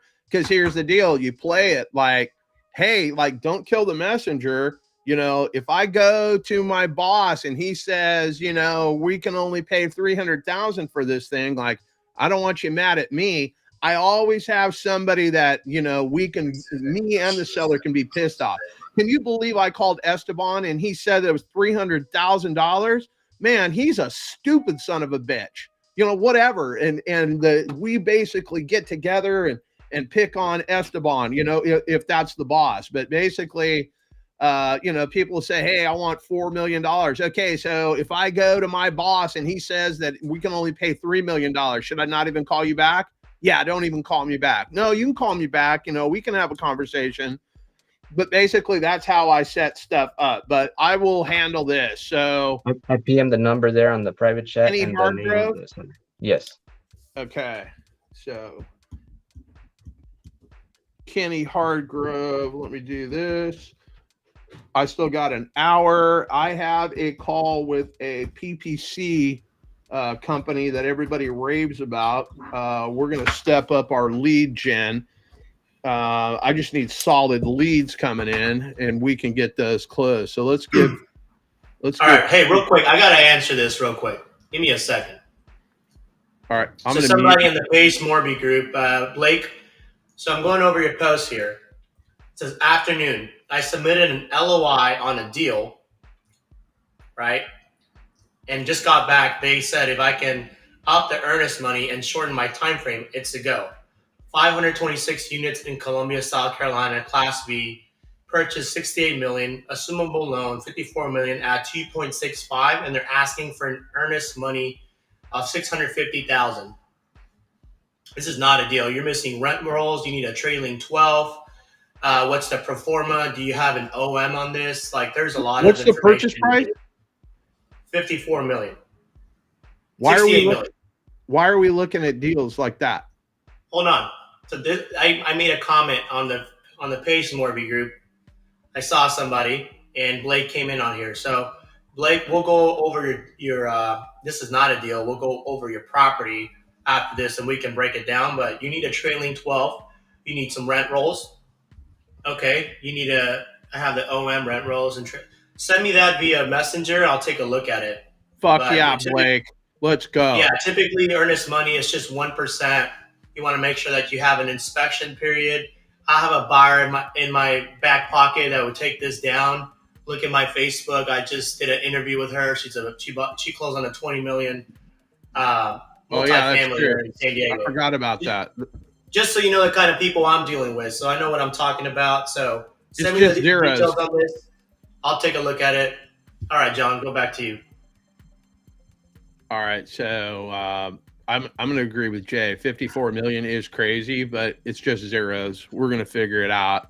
I don't care if it's 54 million, 54,000. I'm going to call and have the same energy, the same conversation, no matter what the number is. So Let me call this client, or client, I guess is the term, and see what he says.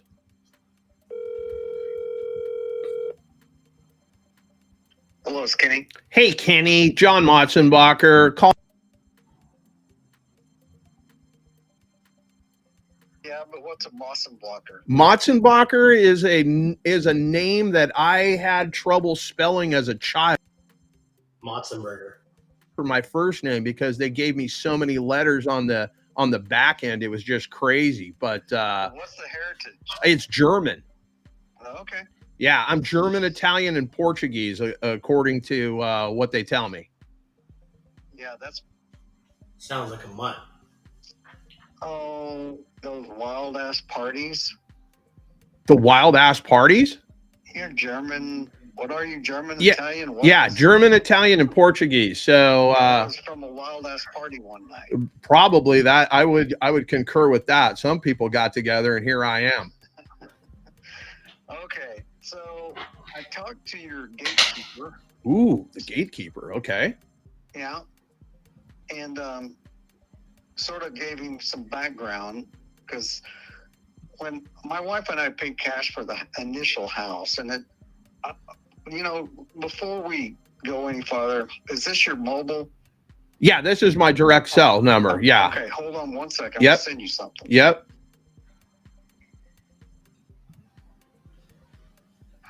What's going on here?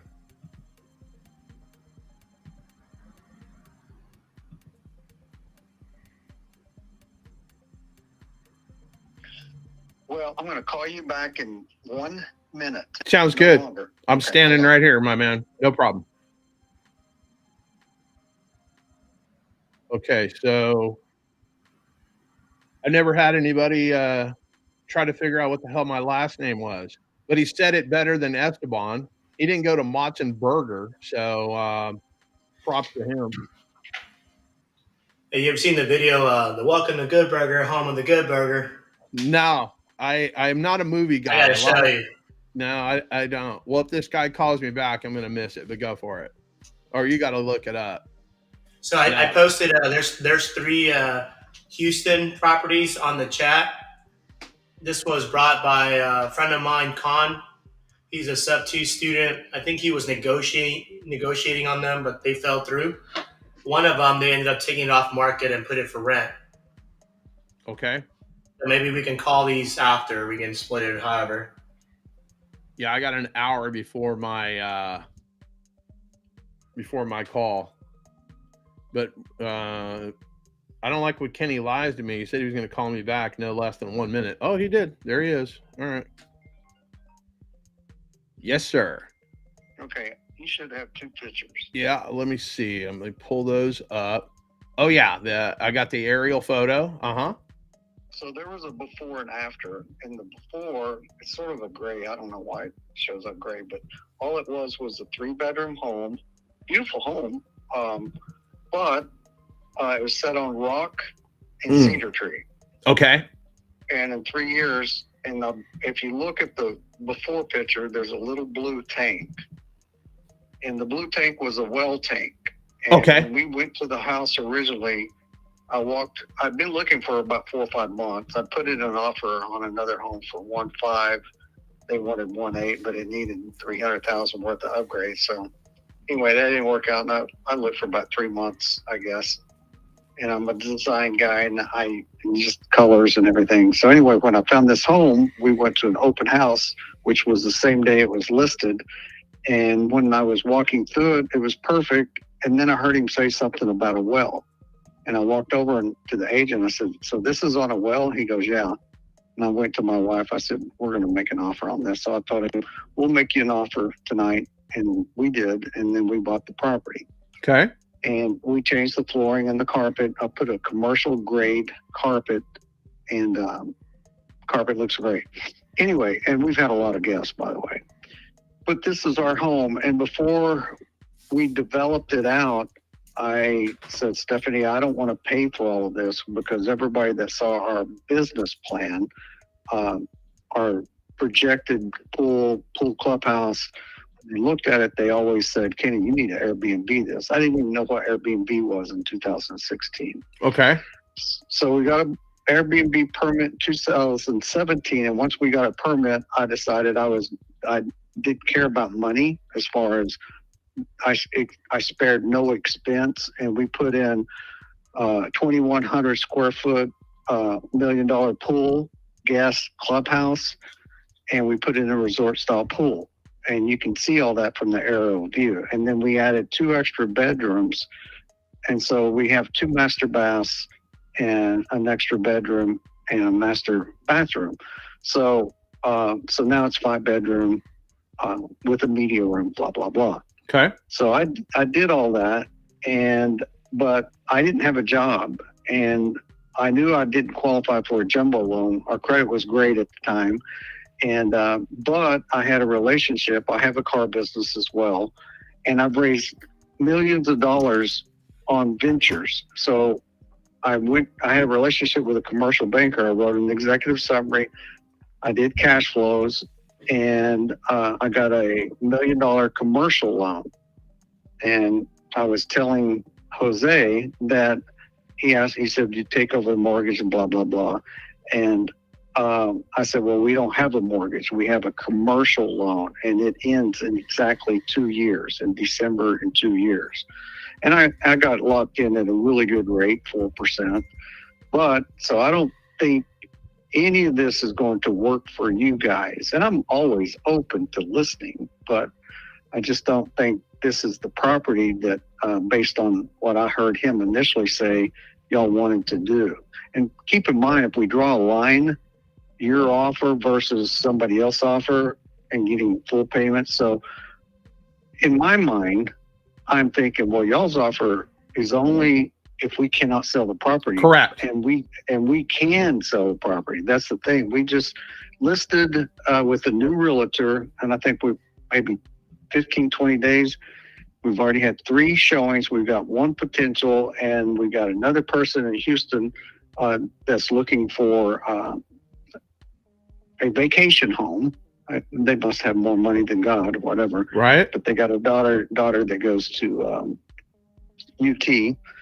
So blah, blah, blah. So anyway, and then we've got some Indian couple that are looking for a 5-year investment, and then a 5-year home to live in, and then move to something better. And I've got a next project when this sells and we cash out, I'm going to be building, and it makes this one, it's like, it's the twin sister, but it's like unbelievable. So anyway, I'm going to shut up, and now you know the deal. So are you, would your end game be to sell this thing? Obviously a cash offer, a financed offer, you get a big bag of money. Is your plan to 1031 exchange into something else so you don't deal with all the capital gains? Yeah, absolutely, because we're an LLC. Okay. Okay. Yeah. That makes sense. Yeah. So go ahead. No, go ahead. Now, also keep in mind, here's the deal on this house. This is our home. It's not an Airbnb. It's our home. We live there, but we do open it up for Airbnb. We rent it out about half of the year, but I bought a $400,000 motor home. It sits in our driveway. Everybody that comes here knows that we manage the property. I would not let anybody else manage the property away because it's our home. Sure. So, it's not a business. I've never advertised outside of Airbnb or VRBO, but I could advertise small weddings. We just had one 2 weeks ago. I've got 2 more coming up in 24. We 25% of our bookings are bachelorette parties, and you can see all that. Have you seen our Facebook page? I have not seen the Facebook page, but I did. I did look at it, and that's you need to go to the Facebook page. Okay, how would I locate that? It's Little La Jolla, and it's got all of it. See, this place isn't a destination. It is an experience. We have people flying all over the United States to come here. About 10% of our groups are from Austin, a small wedding or something like that. But 25% of our groups nationwide are bachelorette parties, and they fly in. And I'll do a bachelorette party all day long. The girls party like the guys. However, they are clean and they leave our place like they found it. I will never, ever, ever do a bachelor party again. I would agree with Ever. that. There's too much liquor Yeah. involved.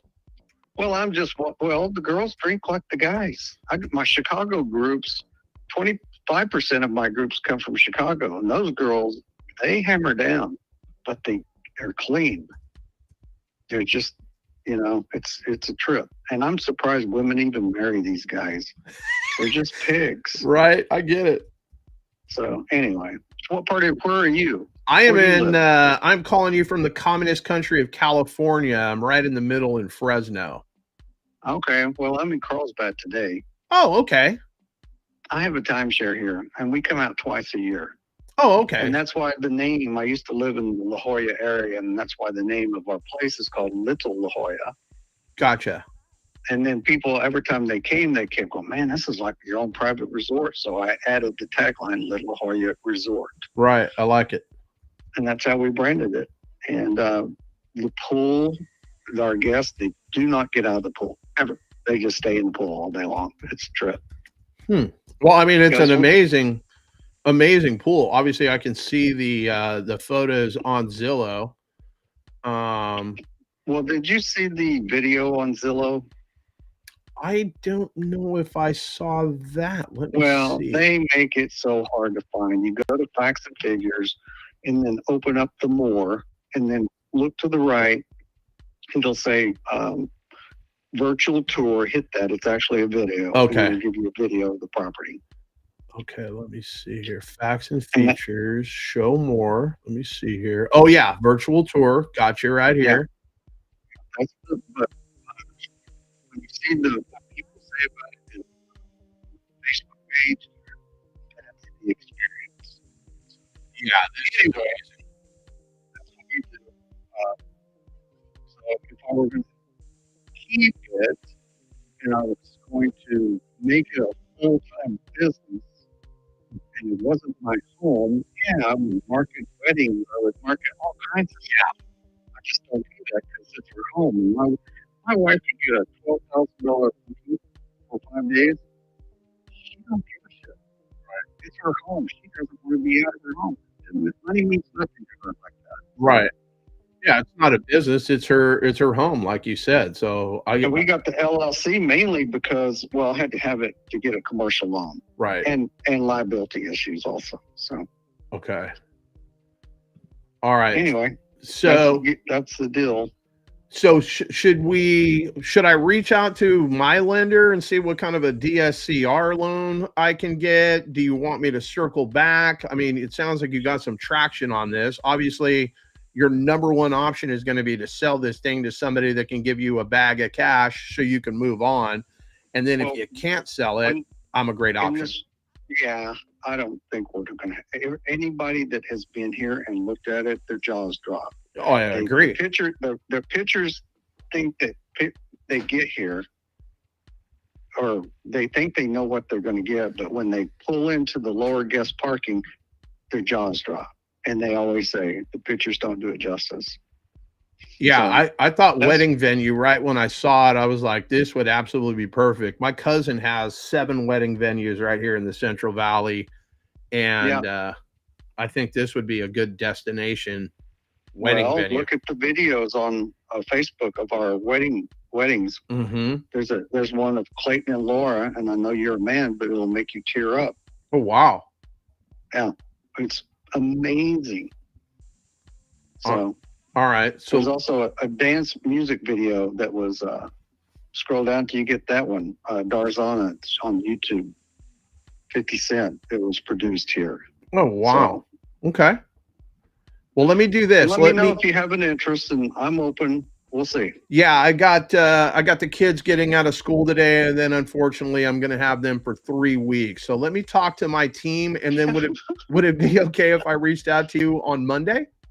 That's fine. You said unfortunately. Oh, my man, they are loud. I get them. What is their age? I have got 8, 10. No, I got 13 and 15, and they know everything. Oh, dude, I have 5 kids, and from 13 on, you can't they know everything. Absolutely everything. And they're entitled now. But they can't make a car payment. And No. They can't make a home payment. But No. They know everything. Yeah. And I keep pulling up these kids, 9-year-old on YouTube making millions of dollars. I got 2 knuckleheads that just got their face stuffed in an iPhone. And they're not making anything but me crazy. Yeah. All right. Yeah. Circle back if you want. Sounds good, my man. Fun. You have a phenomenal weekend, and I'll touch base with you on Monday. Thanks for taking a few minutes with me. Take care. Bye-bye. Okay, so Jose, a.k.a. Joey, the gatekeeper, the guy thought highly of you. Yeah. He thought highly of you. So I got a shout out to my boy Ishmael Felix, Raider Nation. Ishmael and I are going to go look at a property in Delray, California today. That is a cash deal. If it makes financial sense, then he's going to buy it. And if it doesn't, I've got I got a solid 10 buyers that have reached out to me. I got 5 more strangers reached out to me today, but I don't know them from a hole in the ground. So we'll see what's up, but that is a deal that has no problem moving. So cash is king. Creative finance works and whatnot for situations where cash doesn't, but you can you have a lot easier time if you can pick up a property at the right price and even more sell it to the right price. You can't get greedy and take too much money out of it, or the buyer they can't make any money. And if a buyer buys something from me and they didn't make any money on it, well, then how many more deals are they going to buy from me? So I don't have a huge buyers list. Most of my buyers are right here in this phone. I can make a couple of phone calls and the thing's gone. I have not done a deal with Ishmael Felix, but this dude has been breaking my balls for well over 6 months. Got anything? Got anything? Got anything? Got anything? And it's just like, bro, here's a deal. Fucking buy this or go away. So that's what our meeting today is. But I mean, he's basically getting on my good side with this fucking Raider talk. Like, you want to be friends with me?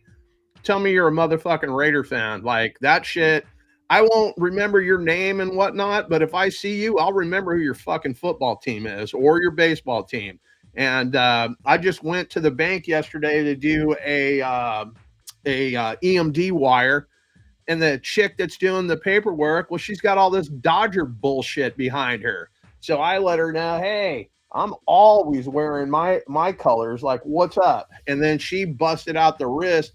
She had her stupid Dodger tattoo on her wrist. So she's not only dumb at work, she's dumb in real life. I just want everybody to know that. Fuck the Dodgers. Anyway, Esteban is pretending like he's doing something of importance, and we all know that that's not true. He's basically pissing in the wind and it's spraying all over him. So, Joey, what did you take away from my call other than I'm probably the baddest motherfucker you've ever talked to? I don't know, man. I'm just trying to get by life. Okay. Well, I mean, the guy thought your name was Jose, so maybe we should make a little bit better effort so he knows who you are.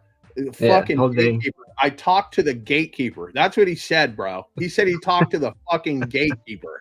I was like, oh, snap. So, yeah, basically. So anyway, that guy, maybe he's motivated. Doesn't sound like he's motivated. He let us know that, he gets a $12,000 booking. His wife, she doesn't give a fuck. She doesn't want people in her house.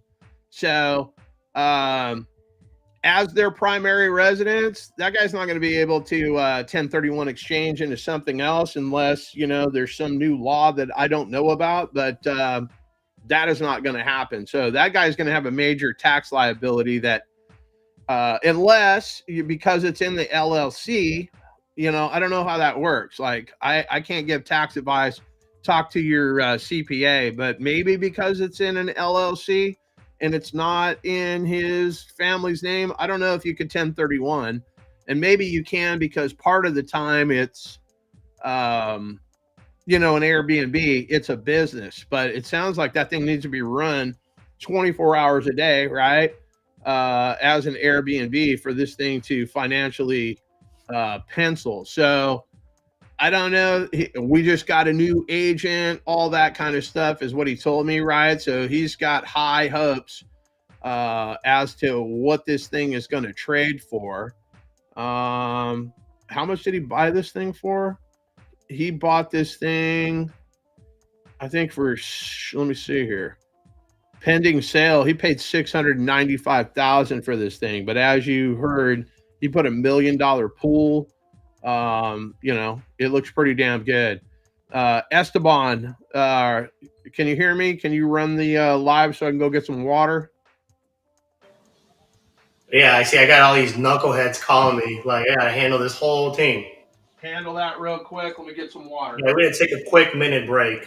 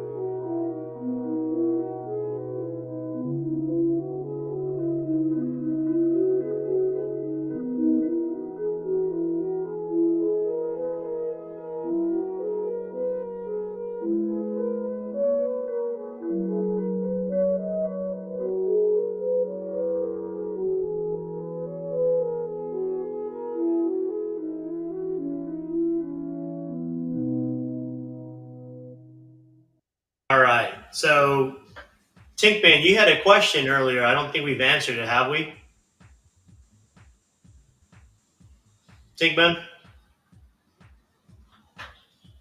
Tinkman, can you hear me?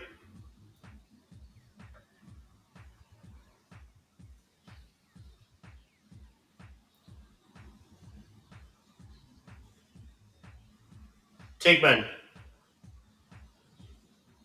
All right, Tinkman is gone. Yo, Esteban, where can we find a pre-foreclosure checklist guide thingy? I will post that on the Discord and on Facebook after this live. Let's see what else we got. Anybody have any questions here?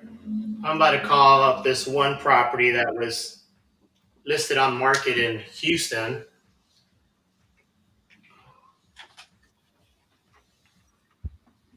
Yeah, Mo, let us know how we can help. Hey, what's going on, Tinkman? You had a question? Yeah, can you hear me? Yeah, we can hear you.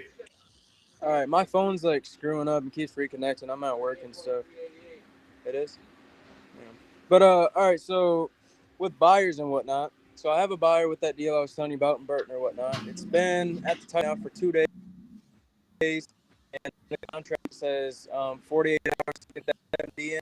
The buyer's been blowing me up like crazy. Like, hey, when is that the title company? Is it Mary? You said this, blah blah blah. Like, he's been blowing me up like crazy. And so I texted him yesterday and the day before because he said he put the EMD down the day yesterday before, and I called yesterday 2 times, one at o'clock and one right before they closed at 5. There's no EMD in there at all. I called today again at noon, and there's still no EMD in there at all. And I've texted him probably 4 times about it, and he's like, "Dude, I down. It's pending in my Chase account as of yesterday." And told me up about it, this and that. So I mean, I'm just kind of now. Should I wait until Monday, or should I give him a call back later today before they close? Like, I just don't know what to do because he blows me up 24/7 about this house. Like, he's interested in stuff. I got proof of funds, but I'm like lost on what to do now because he wanted to waive the inspection period. So obviously we only got that 48 hours to get that EMD in, and yeah, so I'm kind of lost. What's the EMD amount? 2,000. He said he already Okay, sent it. so he's buying this thing. It's a cash deal. Yeah, he's like, it'll get done, brother, like blah blah blah, and like I trust him and stuff. Like he's been on my tip about it, and like I trust him, but like where's the EMD, dude? You said you sent it 2 days ago. It's not that's not a real buyer. It sounds like someone's trying to daisy chain off of your property. But yeah, they're probably just shopping it around to somebody else. You think so?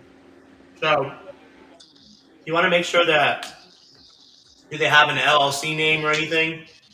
Yeah, he's got an LLC. Yep, and like I've looked him up on Google, looked him up everywhere, and he's bought houses. He's like big into it in Flint, Michigan. Like I just don't understand what's going on. Like I don't really think he's a wholesaler. He's got proof of funds, showed me houses and stuff. He's has videos on YouTube, him on the road and stuff, picking up houses and looking at them. He's always telling me he's looking at houses and whatnot. Like he's busy. So I mean, and he's been on my tip, like I said, 24/7 about this house. But it's just the past, I guess, 30 hours probably. He told me that he put it down, and yesterday he said that it's pending. So I don't know if he fucked up on, or sorry, excuse my language, but screwed up on the wire details or what. I just don't know, or if he hasn't sent it yet and he's just telling me It he sent sounds it. like a big load of BS, to be honest. I mean, it's not that hard to get EMD in, and it's two Exactly, thousand just 2 dollars. grand. It's not much. So whoever your buyer, quote unquote, is buyer, like I think he's flaking. Like I mean, if it's a good deal, it's a good deal. Is this Um, your only buyer?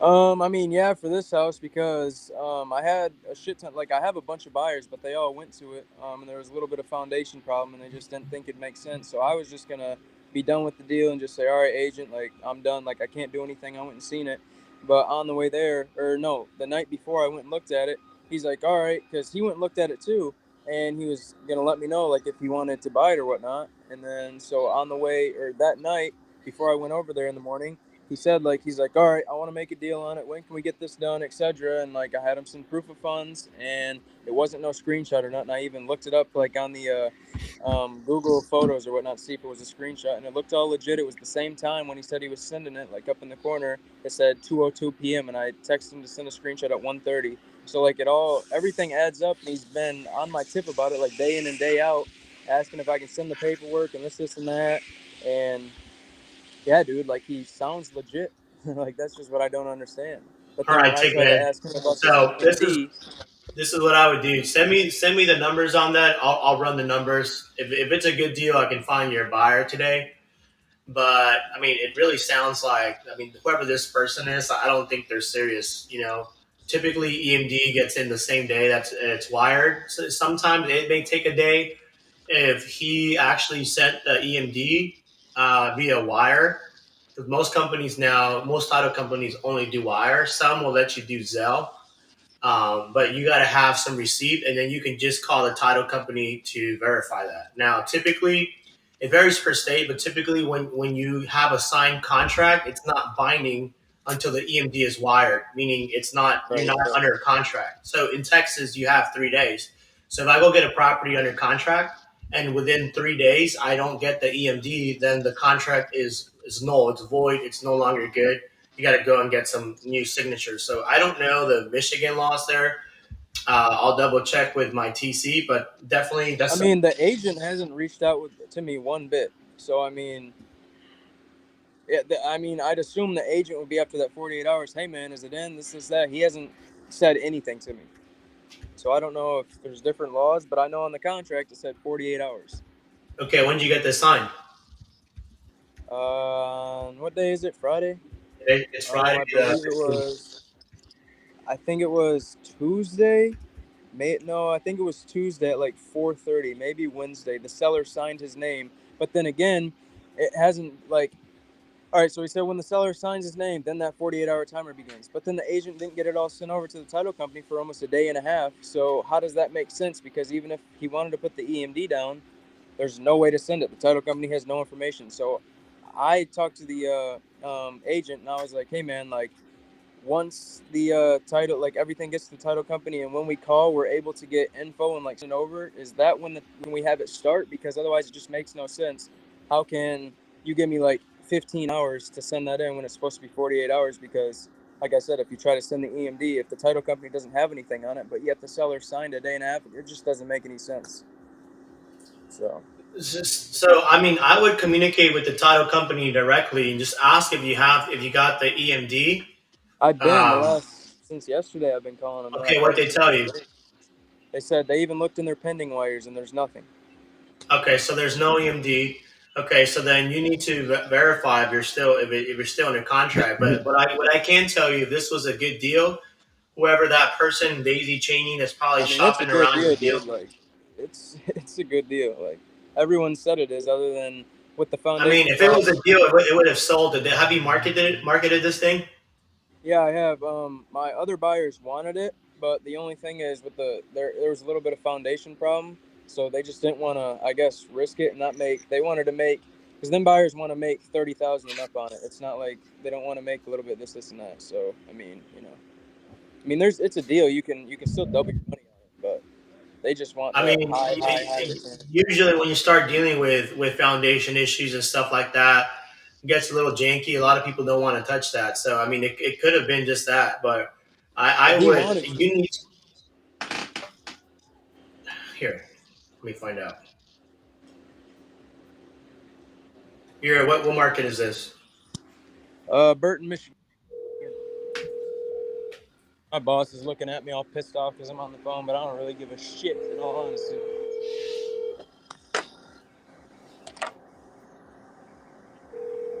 You're using what? One of Eric's? You're not using a standard state contract, right? You're using one of Eric's? Hey, what's up? Hey, Johnson, Yeah. quick question. Have you done any TC work in Michigan? I have not done any of this. Do you by any chance know how many days you have to wire in EMD in Michigan? I know it varies per state. Or is that something? It's whatever you guys normally like in. So usually if you're going to a digital one, it's only 3 days. That's usually what's standard for Texas. But in all honesty, if you're dealing with an agent, I've had title companies where we haven't sent EMDs for 7 days. Okay, cool. Yeah, so it's really dependent on the seller if they're really looking to back out but to be honest, I recently did one in Texas and the E&D wasn't set in for a week and no one at title really pressed me on it. It's the only thing that if you have a buyer that's you're worried about is going to undercut you, you want to get that E&D in right away because you don't have a formal contract until that E&D is in. Definitely. And then correct me if I'm wrong. You're on the live, by the way. So, like in Texas, for example, right? When you get a contract signed, you typically have 3 days, unless otherwise stated, to wire in the EMD. So there's no EMD wired within the 3 days. Then the seller, the agent, they can back out with no repercussions. Correct. Okay. Cool. Thank you for answering that question, brothers. Bro, I appreciate you. No worries. All right. Bye-bye. Thank you. Oh, there you go. So basically, what I But you've got to open it's escrow too. You should have an escrow number and everything, something that you can give somebody. Hey, this is the escrow number, the escrow account number, whatever it is, and send it over. Like these wiring the title instructions. company sent me over, the wiring instructions, and I forwarded it to them. Okay, yeah, but you should open up. You pick the title company and all of that. So that should have been. I did, yeah. That should have been you. I did. The only thing the agent did was sent all the paperwork over. I picked the title company and everything else. Okay, yeah. So you should be communicating directly with whoever your title escrow officer is and be like, hey, I need, the wiring instructions. If you got that and you sent it over and they didn't do what they said they were going to do. Already. I sent them over yesterday. Yeah, if there's no consideration, then the contract is not valid. Both the one that you signed and the one that they signed, the buyer. Right. See, I don't even know. I guess I'll just give them till Monday, and then if it's over with, it's over with, and then I'll just tell him to fuck off and block his number. Well, I mean, you want us to call him? My buyer? I mean, that's fine. You're going to be live tonight too, right, at 7? Yeah, I'll be live at 7. All right. I'll let you know then because I'm going to call him after work and see what the hell's going on. Okay. Well, I appreciate you guys. I got to get back to work. The boss is getting all pissed off. For sure. All right. Okay. So anybody else here have any questions? John, you got to go at what, 1? 12? No, well, it's 11:03 where I'm sitting, so I've got a meeting in 26 minutes. Okay, so I got posted 3 addresses on Zillow. You want to call one? I call one. Where are those posted? Private chat. I don't see that. Oh, I see Bell Circle. I thought we called that. Yeah, I got you. Oh, I see him right here. I'll call. I'm calling the one on Reeves. Okay, you call Reeves. How long has that been on the market? 30 days. I got a call from an Atlanta number. Oh, hold on. Okay, you're gonna call that one. No, it's just something else. This has been on the market 3 days. Look at the pricing history. Listed for rent. It's listed for rent. Your call has been forwarded to an automatic voice message system. 40. All right, no answer. So let me call this one up. I was gonna call England. Is that? Yeah, go ahead and call that one. Okay.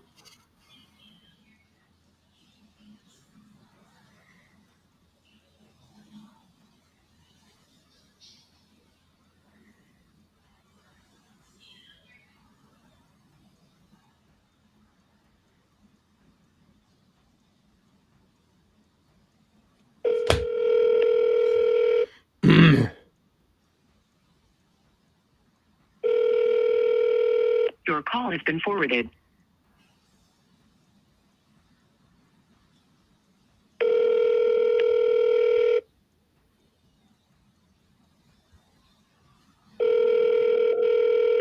Your call has been forwarded to a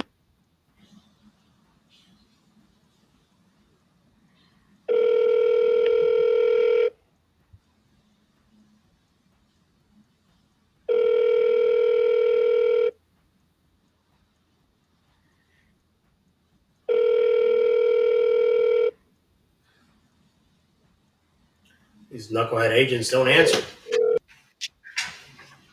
Unbelievable. Your call has been forwarded to an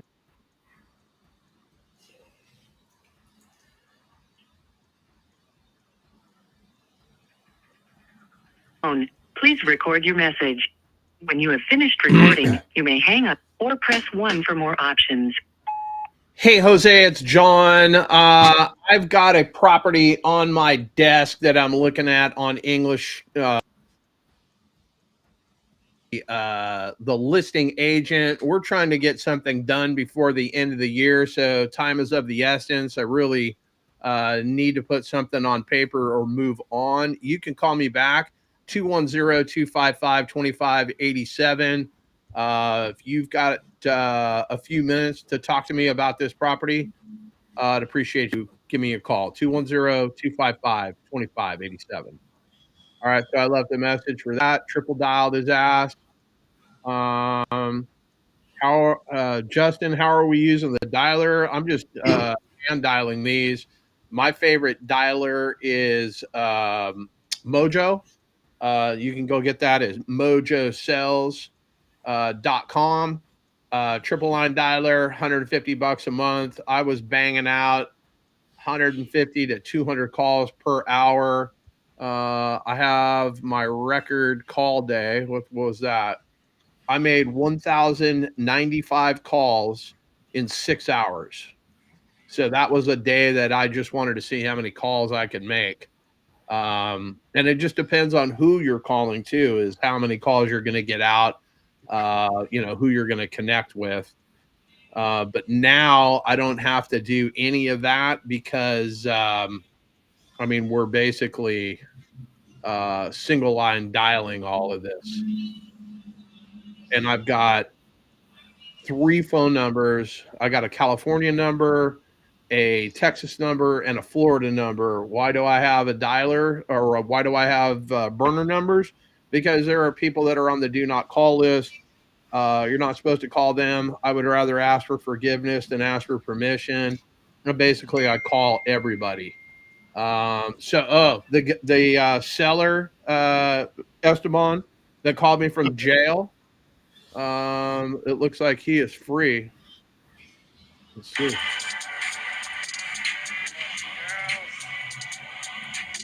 He's got his day pack on. What are you watching? I want to see what you're watching.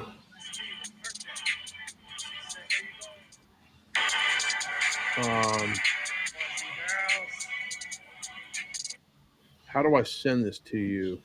Well, if you have a Google Pixel, you can't send it to me. That's the problem. Yeah, but this is a Google Pixel 9. Like, you can't even buy this shit. Like, this is some Okay. prototype shit. They reached out directly to me. They're sponsoring me now. Here we go. Let's see it. I just sent it to you. You sent it to me. I wanted to see on the live. Look at your. I don't even know. Well, you can do that. You can put that up if you wish. I don't even know what this video is about. Oh, that's him. Yeah, that's him, bro. Not him, but that's Jeremy. I'm fucking him. What are we doing? This guy's crazy, man. No. So he's getting divorced. They got a restraining order against this guy. Let me show. Hold on. Let me upload this to. So Seth, let me upload this here so everyone can see the kind of videos John gets from sellers. I don't know what he'd be talking about. I talked to this guy 2 times, and I go to sleep and I wake up and my phone's just like blown up. And it's like the Harrington Police Department in Texas has an inmate, and the inmate is basically calling me for help. So I do not want to have the conversation with this dude. So what was he like a pre-foreclosure? It was a divorce situation, right? Yeah, both. So basically he was months behind on his deal. It's a divorce.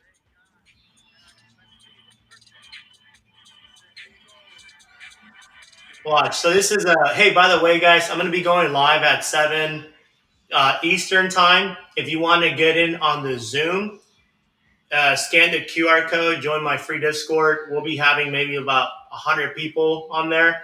You want to bring your question to the table. You need help underwriting, all that good stuff. We'll be live at 7. So this is the video John sent me here. This is the seller.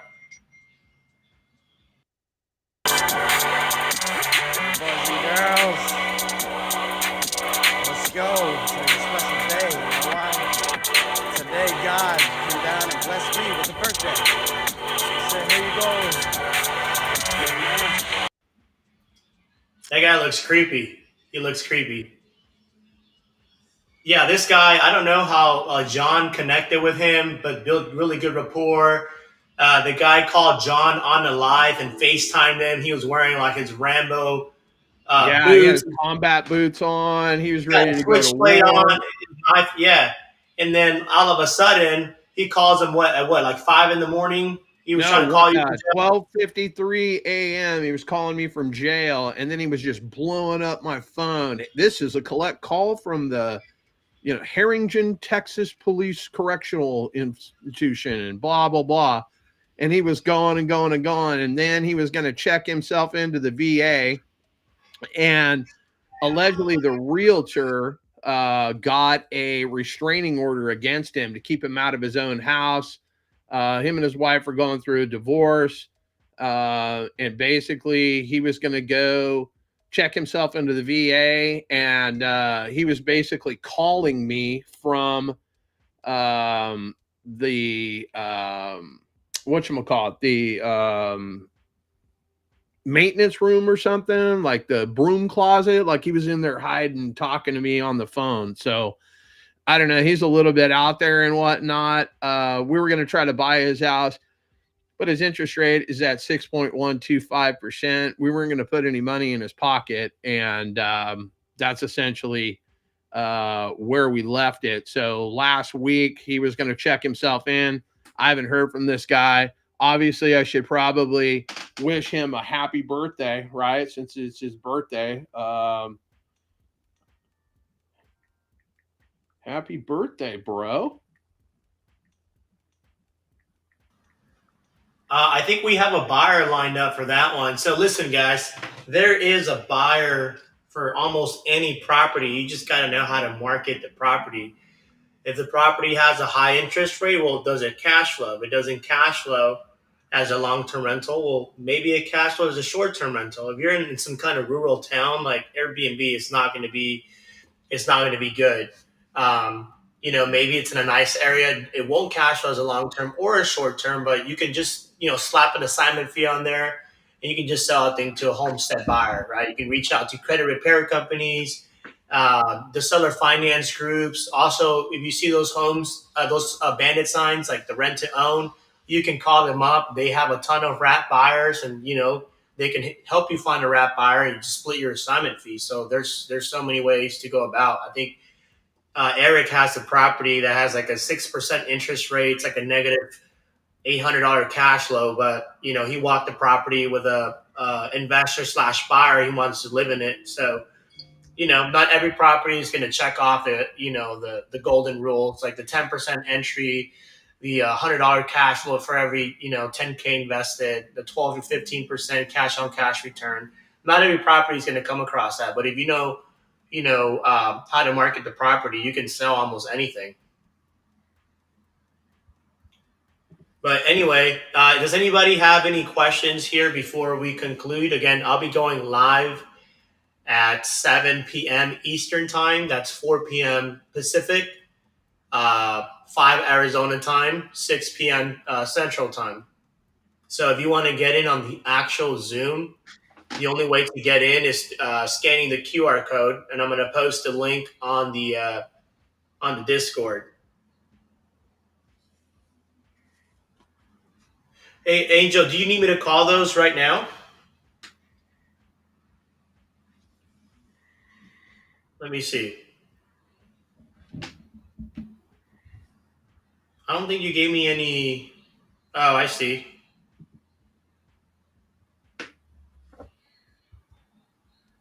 Yeah, I'll call them up here. Hold on. I almost forgot about you, my friend.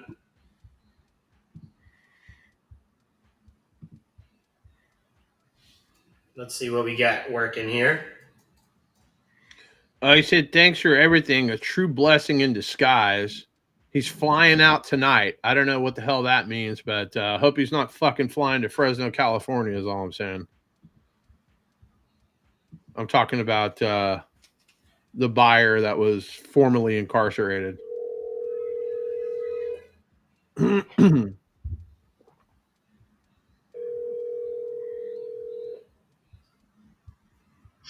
Hello? Hey, is this Martin? This is Martin. Hey, Martin, this is Esteban. You were speaking with one of my partners, Angel.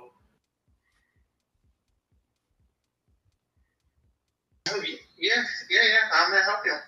Yeah, so I'm looking at some of the notes here that Angel wrote for me. To be honest, I can't really understand the notes. She should probably be a doctor. She can't understand this handwriting here, but would you mind catching me up to speed? I'm the same way. So, well, a question that she asked, technically she asked about the property, about the price. It's been there for a little while. My customer is on the firm side when it comes to the purchase price. We had offers, where we haven't been able to come to an agreement of his asking price, right? She asked about a mortgage. There's no mortgage on that property. It is a flip home, right? What else did she ask? Yeah, that's pretty much it. Okay, so I'm guessing were these some kind of investors and then just bought it, fixed and flipped it, and try to sell it on the market? That's correct. Yeah, they have honestly, they don't really have like an urgency. You know what I mean? Like they have it there, they wanted to sell it at a certain price, and they know sooner or later they'll sell it. We might have to lower the price one more time, right? But we had so far really good feedback. It's just a matter of finding the right clients or the right buyers for my client. Okay. Yeah, I'm looking here through the picture. I mean, have they thought about tossing this thing on Airbnb or something? No, my client, they own a restaurant, right? They already have too many things going on, and they slowly invest their money in flips and so on. So no, that's something that they wouldn't want to do. Why? Because they don't have the time to. Gotcha.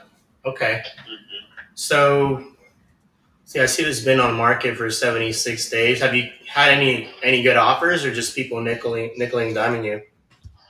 Nickel and diming, that's correct. And my client's pretty, firm about the asking price as of right now. Okay. What are you guys looking to do exactly? Like, with the property, or she said something about creative financing. Yeah. So Well, a couple things. The first thing when I looked, so we buy all over. I myself own a couple properties in Texas. I'm located in San Diego, kind of all over the place. So something like this, I'd probably turn it into maybe like a short-term rental, or I could sell it on a rent-to-own. So we help a lot of people who typically don't qualify for homes, where we'll buy the property outright, and then we'll just finance it. So have a couple different strategies. It just really depends on what kind of terms I get on the property. So I mean, would they be open, if it's free and clear, would they be open to seller finance? If I came up to their asking price, put some money in their pocket, I pay your commission, closing costs, and close on the time frame? Do you think they'd be open to that? No, they won't. They just want it all cash? That's correct, yeah. Yes, we have clients that easily would buy this under contract with 10 to 20% down. It's something that we have brought up, and they're just not interested. They're interested in cashing out and moving on to the next one. Okay. So, I mean, so you've actually talked to them about this? Like, they're not open to it? Like, are they just trying to get their money up front? That's correct, and just move on. Technically, probably buy another property and flip it again. Okay, so what I'm hearing is they're looking just for somebody moving a property, not an investor. That's correct. Yes, that's why I asked your partner, like, what are you guys looking to do exactly? And I could tell you if it's doable or not, right? And owner finance is really not an option, right, at this point for my client. Yeah, it makes sense. They want to cash out and then just move on, right? They're looking for someone to just come and buy it through the bank or pay cash. That's it, really.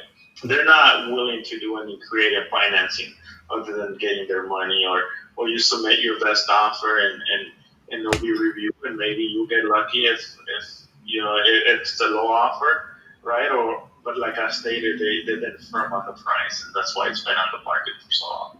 Yeah, no, I mean, it makes sense, right? They put the money in it. They want a quick exit, get their money out. But so obviously an investor is not going to make sense.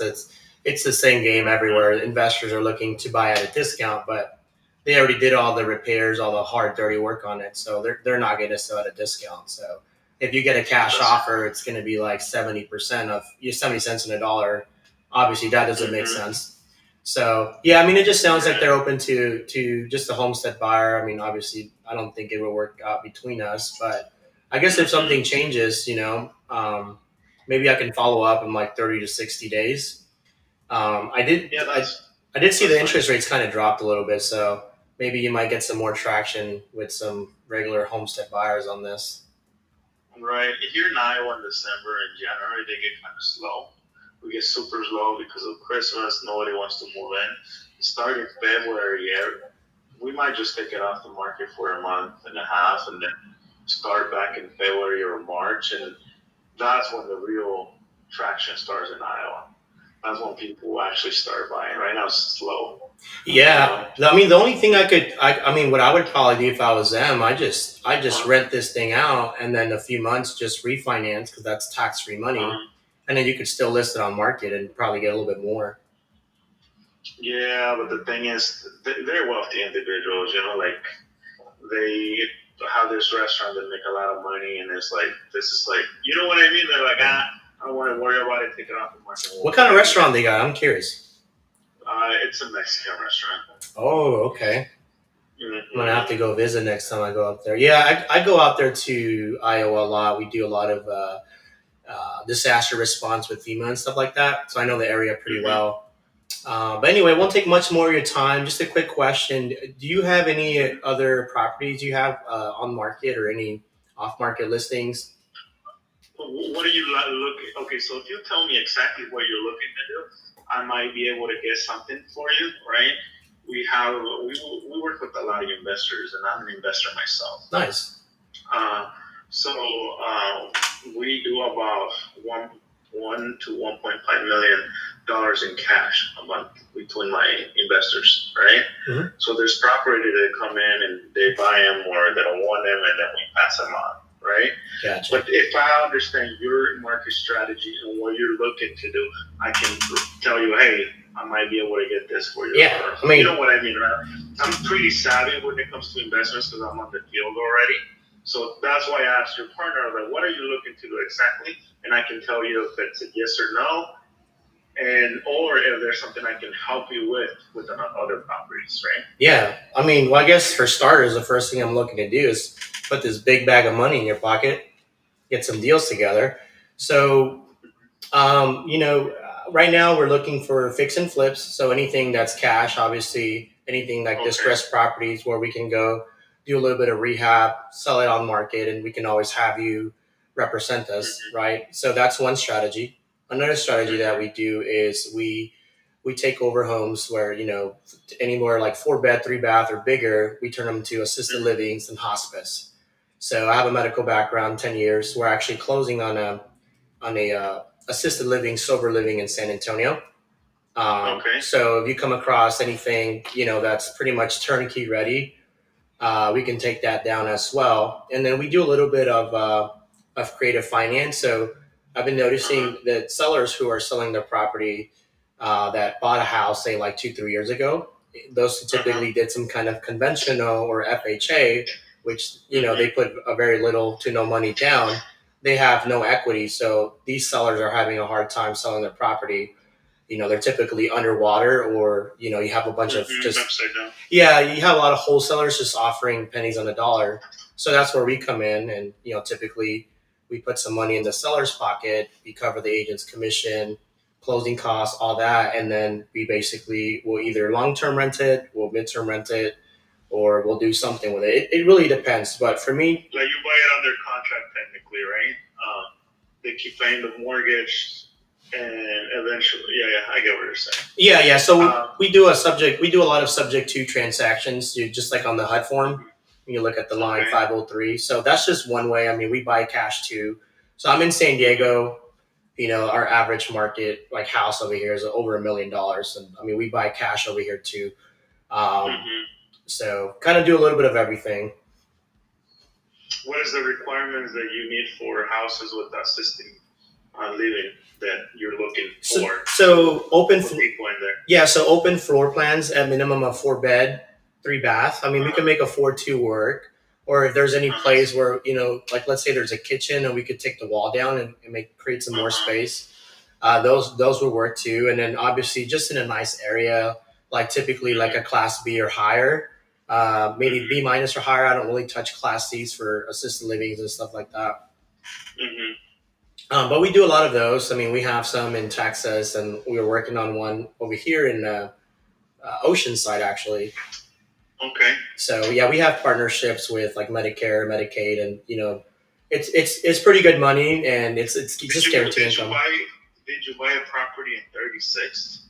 Maybe like 2 or 3 months ago. Have you bought properties before here? On 36, not in that area. I've bought very close to. Because there's someone that technically was the same thing. It was like for a hospital or a CNAs or something like that. That I sold one to. It was 1400 East 36th Street. That's what they bought it for. Yeah, hospice. So you know what hospice is? Yeah, I know what hospice is. Okay. Yeah, we do hospice. I mean, so they pay us typically, depending on the market in the state, but for hospice, it'll be anywhere between $7,000 to $11,000 per patient, and then typically we have so we have to have a medical. So I also run a medical company here in San Diego, so I have a medical director that operates in all 50 states. So we have the power to run assisted livings, hospice, and all that in any of the 50 states. Okay. But yeah, I mean it's good money. It's guaranteed income. So on some of the nicer properties, we're able to offer more cash up front, and then somewhere down the line, we just refinance through a DSCR or some kind of investor loan. Okay. All right. Well, I'll save your number. What is your name again? Esteban. Esteban? Yeah, Esteban Ibarra. Esteban Ibarra. Soy mexicano, así como tú. That's cool. Esteban. Cool, Esteban. Like I told you, we do come up with a lot of different properties. So I'll make sure to save your number. If you could send me a text message or even an email with your contact information, I'm sure I can get you something. Yeah, sounds good. I'll send you that info, and then I will maybe catch up with you in about 30 days. I have about 14 people underneath me. So just so you know, I'm not like these knucklehead wholesalers learning off of YouTube and whatnot. We work with some wholesalers in town. All right. But like I told you, there's a lot of flippers that they are in our circle, right? But I started struggling with them paying our commission, right? If I'm making you $40,000, $50,000 and I'm asking for 4%, they've been kind of lately it's been kind of really hard to get our percentage. So we've been kind of looking to get our own inventory out there. Yeah. Because like I told you, so we have marketing campaigns and we got stuff coming along the way. What kind of campaigns are you guys running? Like online?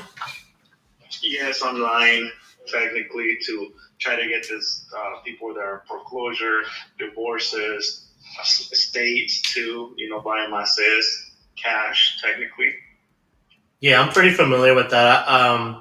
We pull pre-foreclosures. I actually developed a platform where we pull data directly from certain counties. We use this really big company called Tovar Data. So we target pre-foreclosures. We try to help them out. Short sales. There's just about anything I can help out with, really. But yeah, anything you bring me, I mean, I do take care of your full commission. And if it's something that I'm going to relist on the market, I can always have you represent me. So it's, double commission, basically. That's cool. Yeah, I have a big background in foreclosures. I did a lot of foreclosure stuff back in the day, starting in 2008, 2009. Oh, okay. And I was a mortgage officer before too. So we have a big background when it comes to defaulting and stuff like that. So that's why I'm starting to skip the wholesalers that I work with.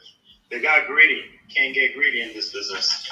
Yeah, no, definitely. I mean, everyone's trying to make a quick buck in this market nowadays. But yeah, if you want to partner up, anything you come across or that you think would be a good fit, I would love to take a look at it. And I won't waste your time. I can let you know right up front if I think I can move it or not. But like I said, as long as we can pencil out some numbers, because everyone's selling for different reasons. Obviously, this specific property, we're not a good fit because they just want a traditional sell, and there's no money to be made for me on this. But I'm sure another one will come. Sounds like a plan. Thank you, Esteban. Have a good one, buddy. Thank you. Likewise. Bye bye. Bye bye. All right, Angel. So the thing with this property is they're looking for what's called a homestead buyer, right? And so going back to earlier on the live, I'm not sure if you missed it, but typically, when somebody's selling, they're selling for a reason. It sounds like these people, they have a lot of money and they bought this project. It was a fixer upper, meaning, they bought it at a wholesale price. They threw some money on it and they try to relist it and sell it on the market so they can get their initial investment plus, their profits. But due to, the interest rates being so high, no one's really been able to come up to their price. And obviously, since it sounds like they have a lot of money, they're not going to want to sell at a discount. And they're also not open to seller finance because they just want their money.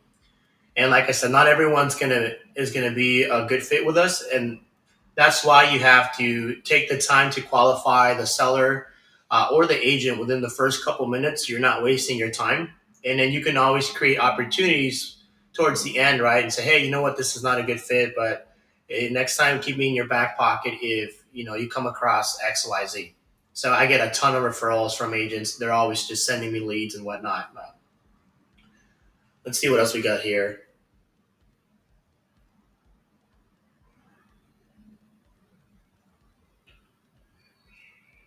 This was a great combo. Thank you so much. You're welcome. Is there a chance you can call me? Yeah, I'll call the second one right now.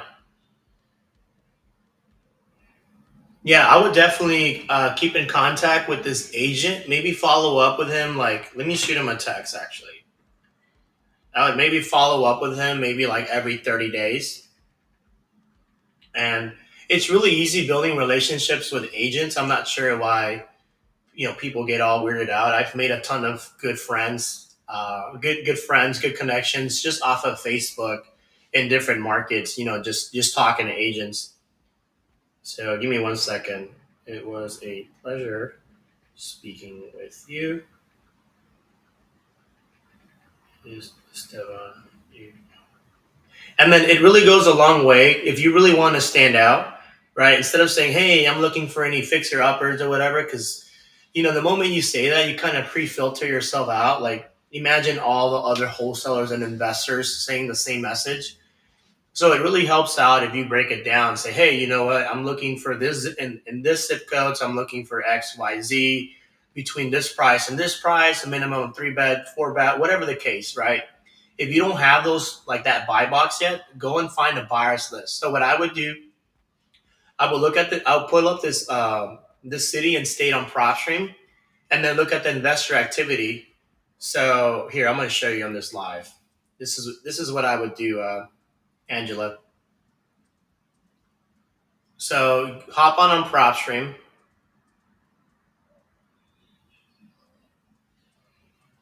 All right, and then just put your the city, put your city and state, and then you're going to go to the filter tab, ownership information, owner type, go to corporate, right, and then last sell date, go back 30 days, and numbers of properties owned 3. So you see right here, there's 53 properties. So all these people, all these houses here were all bought under an LLC. They have all bought at least one property in the past 30 days and own at least 3 properties. So these here are active investors in the area. I would create a Google Sheet, get the LLC name right here, PB&J Ventures. So get a Google Sheet and write down all the LLCs. Now, if you know how to use PropStream, I'm not going to go too much into it, but you can actually just save this and export it into a Google Sheet, or just write it down. And then just get the LLC name, right? Get the LLC name, pop it up on Google. This is in Iowa. Boom, there you go. So you have, so this company, they have a registered agent. So one thing I forgot to mention is when you're looking for buyers, if somebody has a registered agent or a holding company, it's typically a lot harder to skip trace them or find them. But you can have to play detective, try to see if they have a website. You can look them up on Facebook or LinkedIn. I like to look for people that have their home address under their LLC, which is a big no-no, but those are a lot easier to skip trace. So let's see here. And typically, Open Corporate or Bizpedia will give you all the information. If you go back here, let's go back. Let me try this one here. American Real Estate Company, LLC. So go to Google. Boom. See these people, they have a website here. I would call this person up. If you need a script, hop on my Discord. I got free scripts. I mean, look at Pace Morby, how to talk to buyers.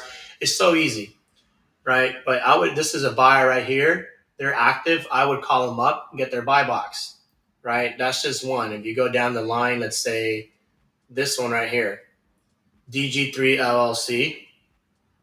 Oops, sorry. This one right here, DG3 LLC.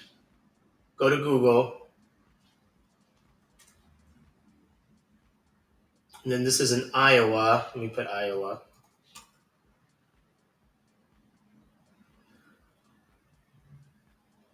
So you got an address right here, and you got a name.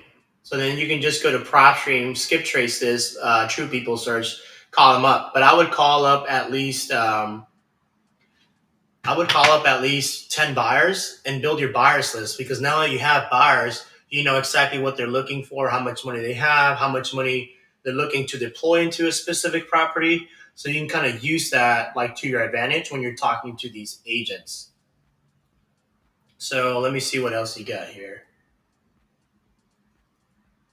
Let me call that other one you sent me.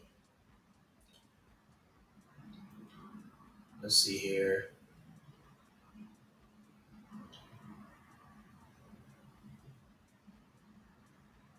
All right, this will be the last one before I hop off. I got another Zoom after this.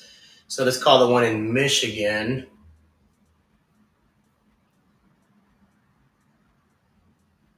Okay. And then again, like some agents, they're just knuckleheads. Like some are just like plain rude. It's gonna happen. If you mess up, you mess up. Just like, when you talk to somebody at the cashier at Walmart, like you don't get like scared or nervous. So it's the same thing. You're just talking to another person, on the other side of the phone. Buyer's agent and buyer to verify and all info.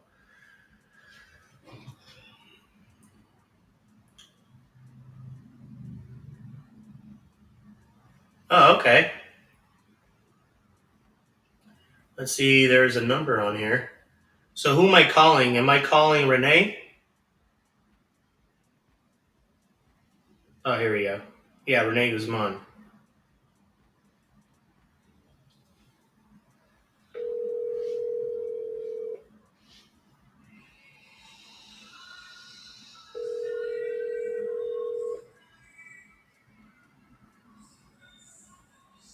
Your call has been forwarded to an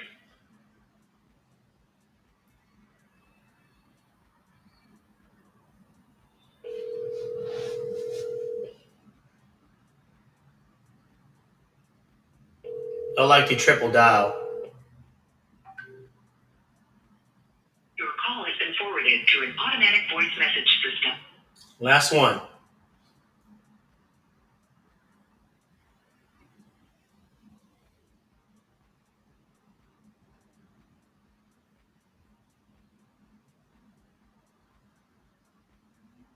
It's not ringing.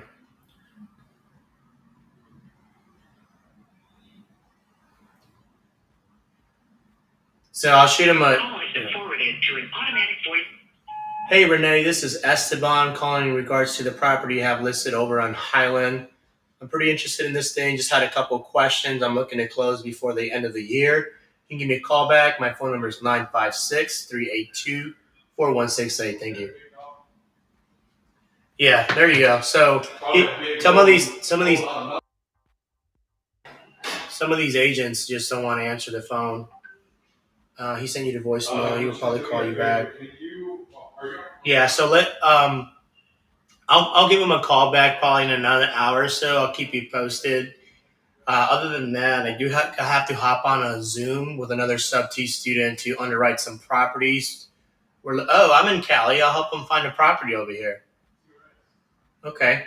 Yeah, Angel, I'm going to shoot you a text, and then I'll see if I can set up a three-way with us once the agent calls. But of course, other than this, I am going to end this here, and I will be going live again tomorrow. So if you guys want to hop on my free Discord, completely free, I'm going to be going live on Zoom with another group at 7 p.m. Eastern time, 4 p.m.